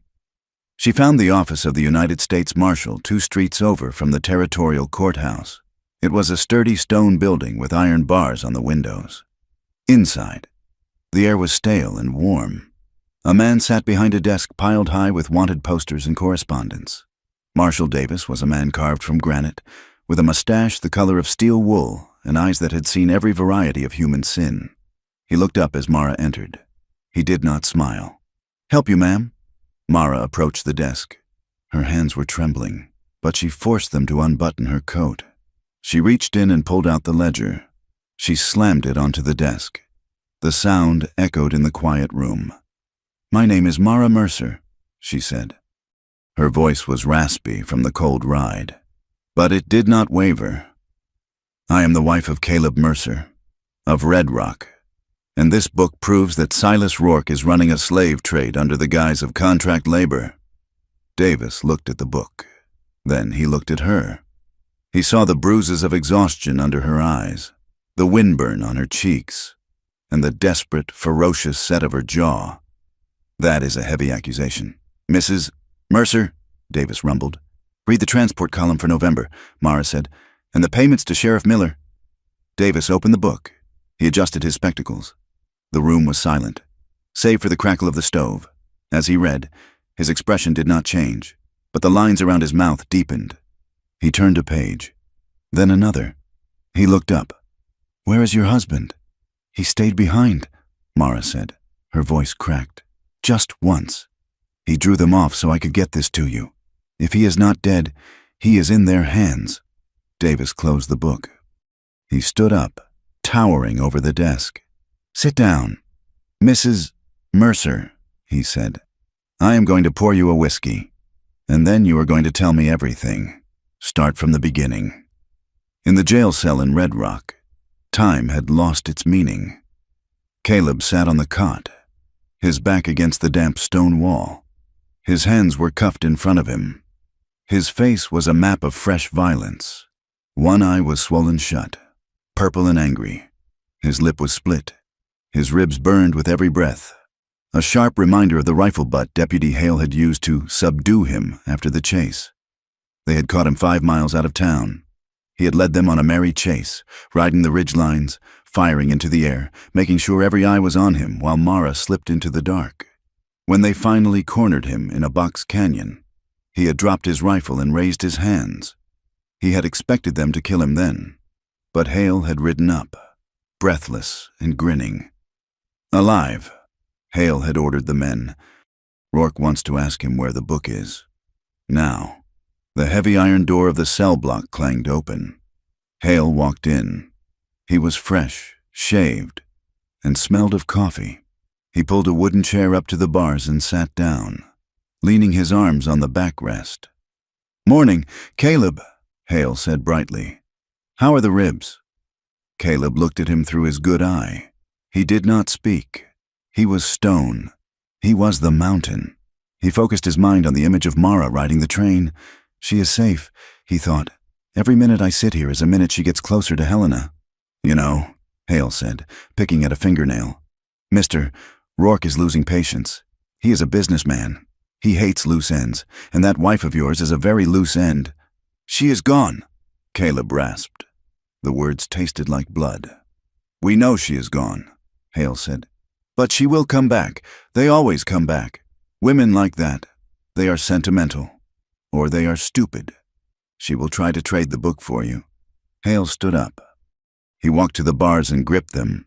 His face changed, the smile vanishing to reveal the cruelty beneath. "Tell me where she was heading.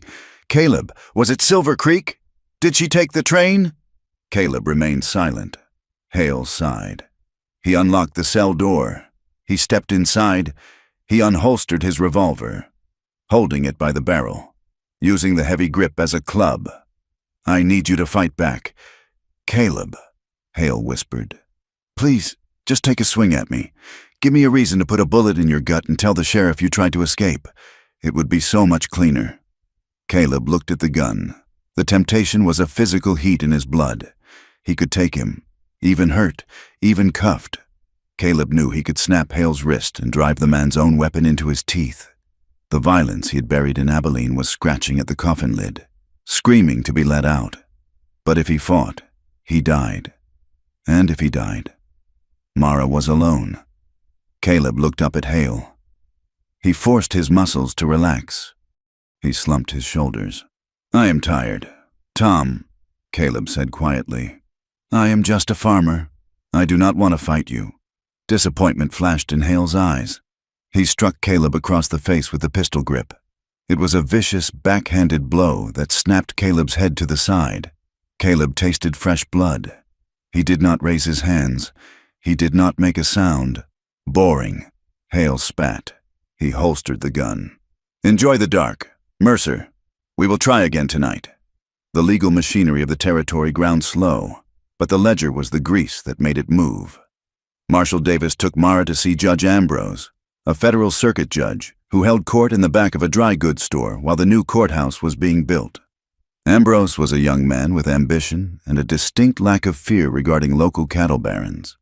However, Rourke had friends everywhere.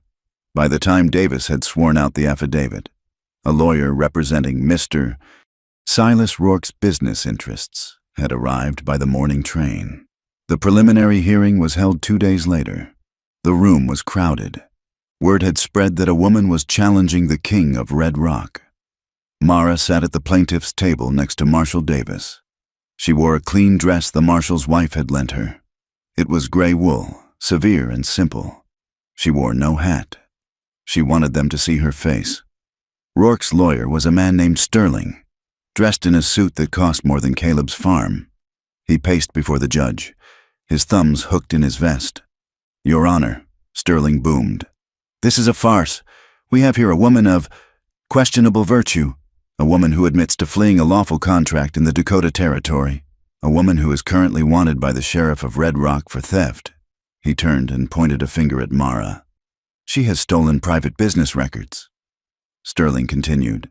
"And now she weaves a fantastical tale of slavery to cover her own crimes. She is a runaway.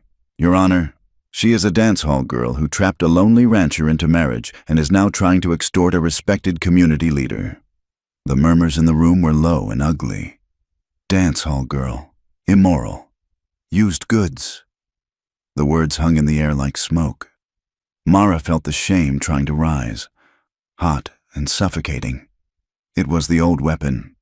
They used her past to silence her future. They wanted her to look down. They wanted her to cry. Marshal Davis stood up. "Your Honor, the ledger speaks for itself, but Mrs. Mercer can speak to the context." "Mrs. Mercer," the judge said, looking over his spectacles. "Stand up." Mara stood. Her knees shook, but she locked them. She looked at Sterling, then at the judge. "Did you sign a contract with the mining company?" Sterling asked, smirking. "I signed a paper," Mara said. Her voice was not loud, but it carried to the back of the room. "I was 16 years old. I was starving. The man told me I would be washing sheets. He did not tell me I would be locked in a room. He did not tell me that my wages would be docked for the air I breathed until I owed more than I could ever earn." "But you signed it," Sterling pressed. "You chose that life." "I chose to survive," Mara said. She turned to face the room. She looked at the faces of the strangers, shopkeepers, wives, drifters. "You call it a choice," she said. "But when a trap snaps shut on a wolf's leg, does the wolf choose to chew off its own foot to get free, or does it just want to live?" The room went quiet. "I am not a ledger entry," Mara said. "I am not a debt to be collected. I am a woman. I have a name. I have a husband who is bleeding in a cell right now because he believes I am a person, not property, Mr. Rourke thinks he can own people because he has money, but the law is supposed to be the one place where money does not count." She looked at the judge. "I am not asking for pity. I am asking for the right to walk out my own door without looking over my shoulder. Is that not what this country is for?" Judge Ambrose stared at her for a long moment. He looked at the ledger open on his bench. He looked at Sterling, who had lost his smirk. "Marshal Davis," the judge said, "this ledger provides probable cause for a federal investigation into peonage and kidnapping. I am issuing a warrant for the arrest of Silas Rourke and his associates, and I am authorizing you to deputize a posse to execute it." He banged his gavel. "And Mr. Sterling, if you interrupt me again, I will hold you in contempt." The return to Red Rock was not a victory parade. It was an invasion. Marshal Davis did not waste time. He gathered 6 men, hard-bitten deputies who rode for the federal wage. They loaded their saddlebags with ammunition. The sky had turned a bruising purple, threatening snow. They rode hard. Mara rode with them. Davis had tried to leave her in Helena, but she had looked him in the eye and said, "He is my husband. If you leave me, I will walk." He had given her a horse. They reached Red Rock at dawn on the second day. The town was waking up to a gray, freezing morning. The marshal rode straight to the jailhouse. He kicked the door open. Sheriff Miller was sleeping at his desk. He woke with a start to find a Winchester pointed at his nose. "United States Marshal," Davis barked. "You are relieved of duty." Miller, get the keys. They found Caleb in the back cell. Mara made a sound that was half sob, half scream when she saw him. He was lying on the cot, his shirt stained with dried blood. His face was swollen, his eyes glazed with pain and dehydration. "Open it," Davis ordered Miller. The sheriff fumbled with the keys. The moment the lock clicked, Mara was inside. Caleb tried to sit up. He groaned, clutching his ribs. "Mara," he croaked. He sounded like his throat was full of gravel. "I am here," she wept, falling to her knees beside the cot. She did not care about the blood or the filth. She wrapped her arms around his neck, burying her face in his shoulder. Caleb's good eye found her face. He raised a shaking hand to touch her hair. You did it?" "We have the warrants," she whispered. "Davis is here. We have the posse." He let out a breath that was a shuddering release of days of tension. He leaned his forehead against hers. His skin was hot, feverish. "I knew," he whispered. "I knew you would come back." They stayed like that for a moment, forehead to forehead, hands gripping tight. It was not a soft reunion. It was desperate. It was the clinch of two boxers who had gone 12 rounds and were holding each other up. The desire that surged between them was fierce, threaded with the anger of what had been done to them. "Can you ride?" Davis asked from the doorway. His voice was gentle, but urgent. Caleb looked up. He set his jaw. "Give me a horse," he said. "I can ride." They moved him to the livery stable to get him water and clean his wounds. Mara washed the dried blood from his face.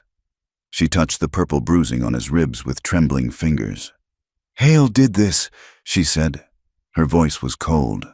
"He wanted me to break," Caleb said. He took her hand and kissed the palm. He lost, but the war was not over. As they were saddling fresh horses, a boy ran into the stable. It was the son of the blacksmith. "Fire!" the boy yelled. "Fire at the Mercer place!" Caleb froze. He looked at Mara. "Rourke," Caleb said. "He knows the marshal is here. He is burning the evidence, or he is drawing us out." "It is a trap," Mara said. "Just like the fire in the barn." "We have to go," Caleb said. "The cattle, the house." "Let it burn," Mara said. "We have the warrants." "No," Caleb said. "He is not just burning the house. He is waiting for us. If we do not go, he will come here. He will turn the town into a shooting gallery." Marshal Davis checked the load in his shotgun. "Then we go to him, but we go on our terms."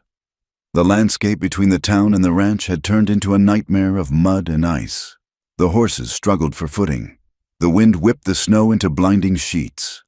They saw the smoke before they saw the fire, a black pillar rising against the gray sky. When they crested the ridge overlooking the ranch, the devastation was clear. The barn was fully engulfed, flames roaring against the wind. The cabin was smoking, the roof catching fire, and there were men waiting. Silas Rourke had not run. He had dug in. His men were positioned behind the water trough, behind the stone wall of the root cellar, and in the stand of cottonwoods. "Federal Marshal!" Davis roared, his voice booming over the wind. "Throw down your weapons. I have a warrant for Silas Rourke." The answer was a rifle shot that kicked up snow inches from Davis's horse. "Take cover," Davis yelled. The firefight erupted. It was chaotic and brutal. The wind tore the smoke apart, making it hard to see. Horses screamed and scattered. Caleb and Mara bailed off their horses and scrambled for the cover of a rocky outcrop. Caleb had a rifle now, and despite his injuries, his hands were steady. He fired, working the lever action with a grim rhythm. "Stay down," Caleb shouted at Mara as a bullet chipped the rock near her head. "I can shoot," she yelled back, leveling her own rifle. The federal deputies were flanking Rourke's men. The discipline of the marshal's posse was turning the tide. Rourke's hired guns were mercenaries. They were not willing to die for a paycheck against federal badges.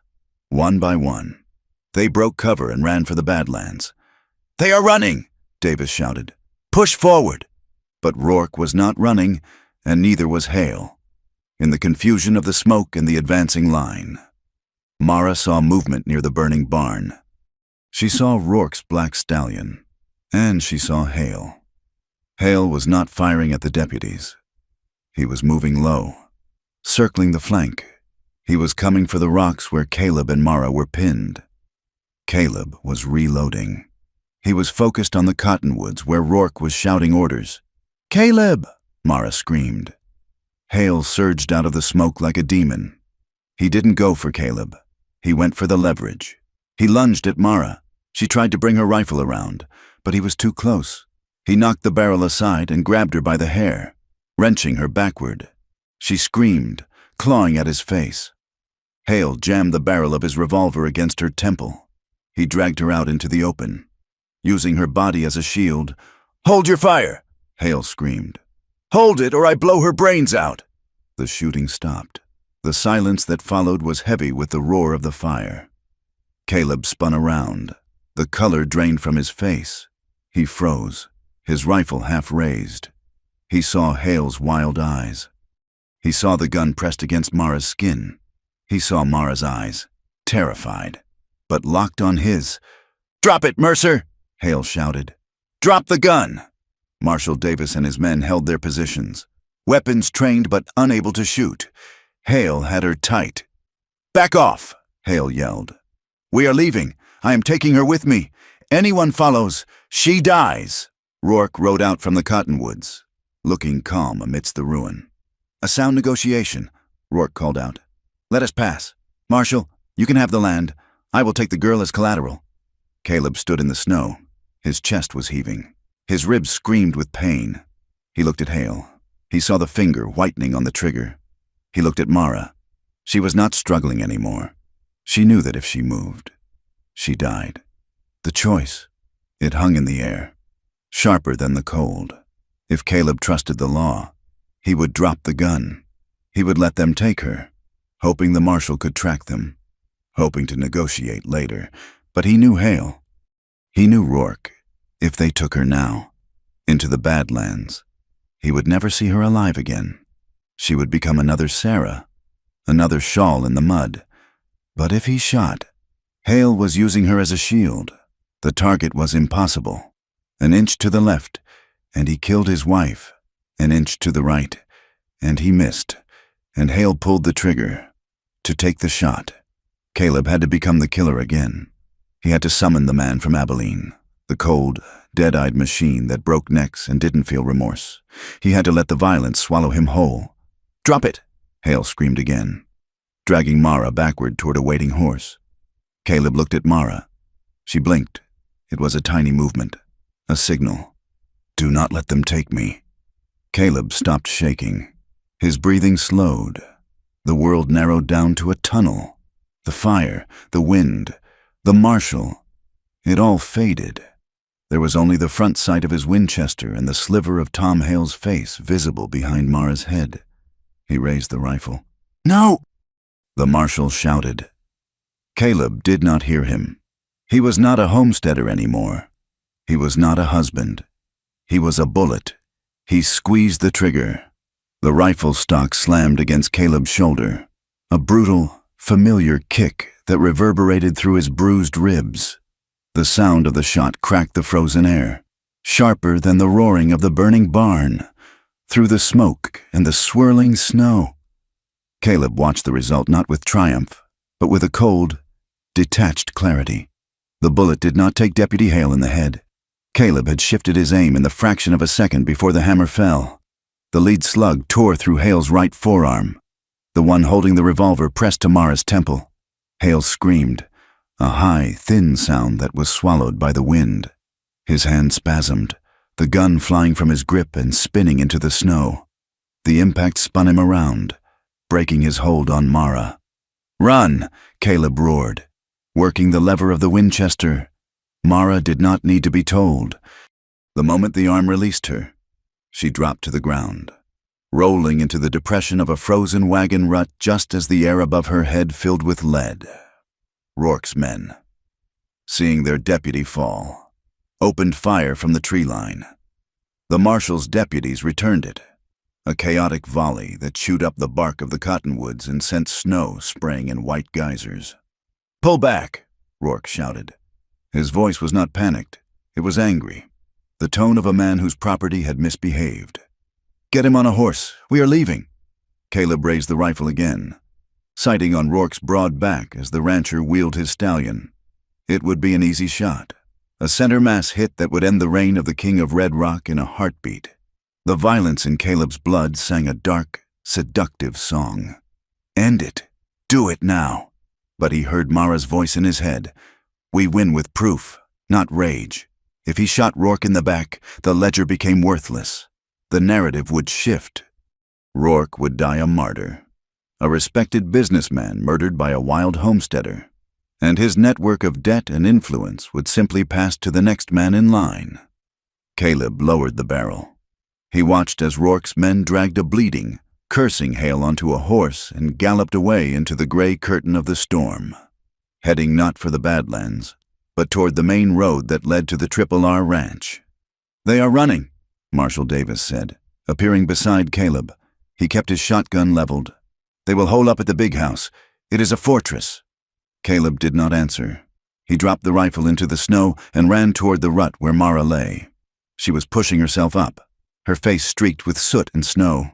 She was shaking, but when Caleb fell to his knees and reached for her, her hands grabbed his coat with a grip that was shockingly strong. "I am whole," she gasped, seeing the terror in his eyes. "He did not shoot. You hit him." Caleb pulled her into him, crushing her against his chest. He buried his face in her hair, breathing in the smell of smoke and life. For a moment, the world narrowed down to the beat of her heart against his. "I almost," Caleb whispered, his voice cracking. "I almost lost the shot." "But you did not," Mara said fiercely. She pulled back, framing his bruised face with her frozen hands. "You did not miss, and you did not kill Rourke." "I wanted to," Caleb admitted. "I know," she said. "But now we finish it the right way." The Triple R Ranch was not just a home. It was a monument to Silas Rourke's vanity. The main house sat on a rise overlooking the valley, built of imported stone and timber, flanked by bunkhouses that held 30 men. It was 2 hours later when the marshal's posse, reinforced by the deputies from Helena and a grim-faced Caleb, crested the ridge. The storm had broken, leaving behind a sky of polished steel and a wind that cut like a razor. "He has men in the loft of the barn," Caleb said, scanning the layout, "and riflemen in the upper windows of the house. He thinks we will not storm it," Davis said. "He thinks his lawyers in Helena are already filing injunctions to stop me." "He does not know about the ledger," Mara said. She was riding Caleb's spare horse, wrapped in a blanket, her face set like flint. "He thinks I am just a thief he can intimidate. He does not know we have the names." "Stay here," Caleb told her. "No," Mara said. "I am the witness. I am the evidence. I am going to the door." They rode down the slope. It was a slow, deliberate procession. They stopped 50 yards from the porch. The front door of the great house opened. Silas Rourke stepped out. He held a glass of brandy in one hand. He was not dressed for a siege. He was dressed for a business meeting. His arrogance was a physical weight in the air. "Marshal Davis," Rourke called out, his voice smooth. "You are trespassing, and you are harboring a fugitive. I suggest you hand Mrs. Mercer over to the local authorities and ride back to Helena before you make a career-ending mistake." "I have a federal warrant for your arrest." "Rourke," Davis shouted. "For peonage, kidnapping, and conspiracy." Rourke laughed. It was a dry, dismissive sound, based on the word of a hysterical woman and a homesteader with a criminal record. "No judge will sign that paper." "Based on your own bookkeeping," Davis said. He pulled the ledger from his saddlebag and held it up. Rourke went still. The glass of brandy did not waver, but his knuckles turned white. "And witnesses," Caleb added. He guided his horse forward. "Elspeth Crowley has given a statement, and your nephew in town. He does not like jail. Silas, he talked for an hour about how you move the women, about the false debts." The curtains in the upper windows shifted. The riflemen were listening. These were hired hands, men who worked for wages. They knew what federal charges meant. They knew that loyalty to Rourke stopped where the hangman's noose began. "Lies," Rourke spat. "All of it. You have nothing." Then the front door opened again. Deputy Hale stumbled out. He was pale, his right arm bound in a bloody sling. He held a pistol in his left hand, his eyes wild and feverish with pain and humiliation. "Kill them!" Hale screamed. "What are you waiting for? Shoot them down!" He raised the pistol, aiming wildly at Caleb. The moment stretched, thin and brittle as ice. Caleb saw the intent in Hale's eyes. He saw the desperation of a man who knew his power was evaporating. Caleb's hand dropped to his revolver. He could draw. He could put a bullet in Hale's chest before the deputy could fire. It would be justified. It would be easy. But Caleb saw something else. He saw the hired men on the porch lowering their rifles. They were looking at Hale with disgust. They were looking at Rourke, who was backing away from his own rabid dog. If Caleb shot, he started a war. If he waited, Caleb did not draw. He sat his horse, staring Hale down. "Put it down, Tom," Caleb said. His voice was not a shout. It was a command, heavy with the weight of a man who has mastered his own violence. "It is over. Look around you. No one is shooting. You are all alone." Hale looked at Rourke. Rourke turned his back on him. Hale looked at the men in the bunkhouse doorway. They looked away. The deputy let out a sob of rage. He fired. The shot went wide, kicking up snow near Mara's horse. Before Hale could cock the hammer again, Marshal Davis fired his shotgun, not at Hale, but into the porch railing in front of him. The explosion of wood splinters sent Hale reeling backward. He tripped and fell hard on his wounded arm, screaming as the fight went out of him. Two of the marshal's men were off their horses in seconds, rushing the porch and kicking the gun away. They hauled Hale up and slapped irons on his wrists. Rourke stood alone on the porch. The silence that followed was absolute. Mara urged her horse forward. She rode past Caleb, past the marshal, until she was at the foot of the stairs. She looked down at Silas Rourke. "You called me by a name in your book," Mara said. Her voice was clear, carrying over the wind. "You called me Asset 12. You called me a thief. You called me a whore." Rourke looked up at her, his lip curling. "You are what you have always been. Girl, dirt from the mining camps." "I am Mara Mercer," she said. "I am a citizen, and I am the woman who burned your kingdom down with nothing but the truth." She leaned down, her eyes locking onto his. "You do not get to name me," she said, "and you do not get to own me. Not today, not ever again." She straightened up and looked at the marshal. "Take him." Rourke was not dragged away kicking and screaming. He surrendered with a sneer, adjusting his cuffs, telling Davis that his lawyers would have him out by dinner. He was loaded into a wagon, sitting stiff and upright, refusing to look at the people who watched him go. It was not a clean victory. There were no cheers from the townspeople who had ridden up to watch. There was only a quiet, uncomfortable shifting of feet. Men who had looked the other way for years now stared at their boots. The shopkeeper, Mr. Henderson, stood by his wagon, looking pale. They saw the ledger. They saw Hale in chains. They saw the truth of what they had tolerated. It was not a triumph. It was a reckoning. And reckonings are heavy things to carry. Caleb rode up beside Mara. He reached out and took her hand. "It is done," he said. "No," Mara said, watching the wagon disappear over the rise. "It has just started, but the hardest part is over." The return to the homestead was a journey into a different kind of reality. The barn was a blackened skeleton against the snow. The smell of wet ash hung heavy in the air. The cabin roof was scorched, and the porch was half burned. But the main structure, the solid, heartwood logs Caleb had hewn himself, still stood. They spent the first 2 days in a blur of exhaustion and labor. They had to secure the livestock that had scattered. They had to patch the roof before the next snow. They had to haul water and chop wood, the endless, repetitive arithmetic of survival. But something had changed. On the 3rd day, a wagon appeared on the road.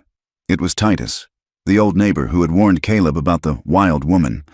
He pulled up to the yard, his mule blowing steam. He climbed down and unloaded 3 sacks of oats and a side of cured beef. He placed them on the porch without a word. "Titus," Caleb said, stepping out.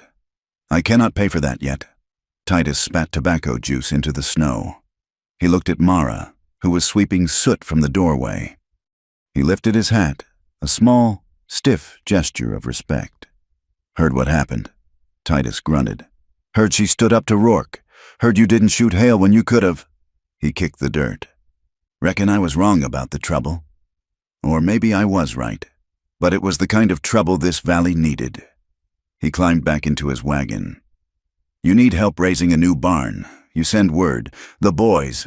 Well, we feel a bit foolish. We'll come." It was not an apology. It was an admission that the world had shifted.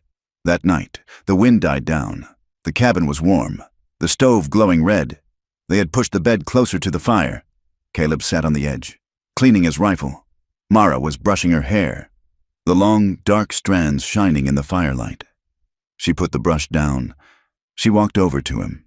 She took the rifle from his hands and leaned it against the wall. Then she stood between his knees, her hands resting on his shoulders. "You are quiet tonight," she said. "I am thinking," Caleb said. He wrapped his arms around her waist, resting his head against her stomach. "I am thinking about the man I was in Abilene, and the man I was on the porch with Hale. They are not the same man," Mara said. "I wanted to kill him." "Mara," Caleb said, his voice muffled against her dress. "When I saw him holding you, the darkness was there. It was so close." "But you didn't," Mara whispered. She ran her fingers through his hair, tracing the line of the scar on his jaw. "You chose. That is what matters. You chose to be Caleb Mercer. You chose to be my husband, not his executioner." She pulled back so she could look at his face. The bruises were fading, yellow and green shadows on his skin. "We are not clean, Caleb," she said. "I have my ghosts. You have yours. We are both scarred. We are both dangerous in our own way."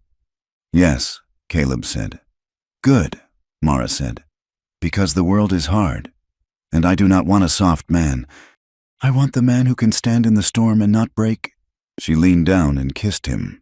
It was not the desperate, frantic kiss of the fugitive. It was slow. It was deep. It was the kiss of a woman claiming her territory. Caleb stood up, lifting her with him.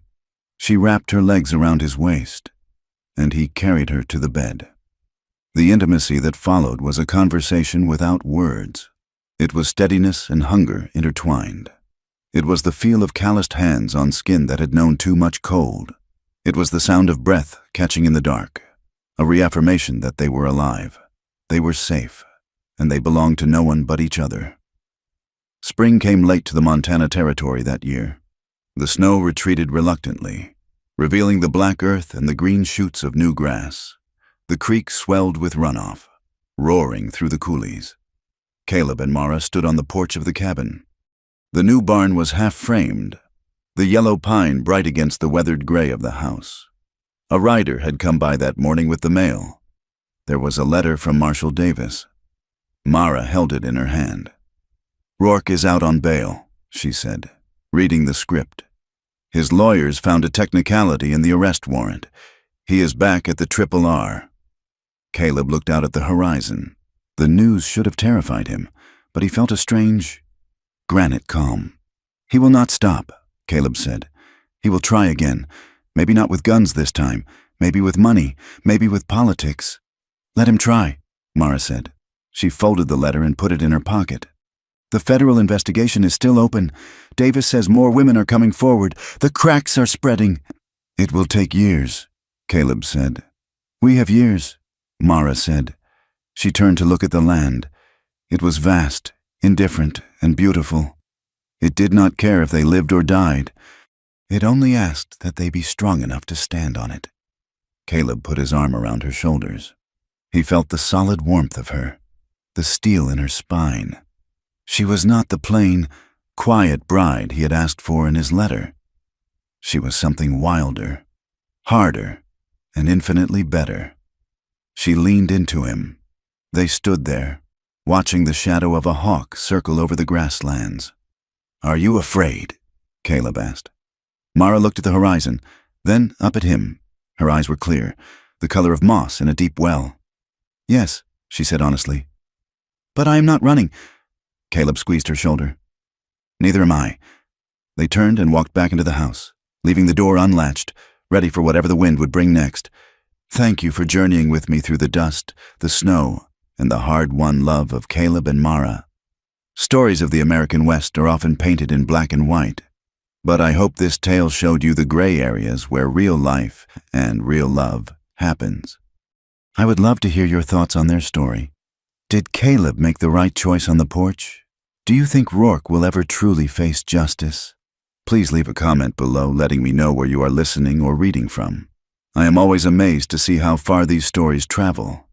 And if you enjoyed this ride, please subscribe to From Wild West for more tales of grit, passion, and the frontier spirit. Until next time, keep your powder dry.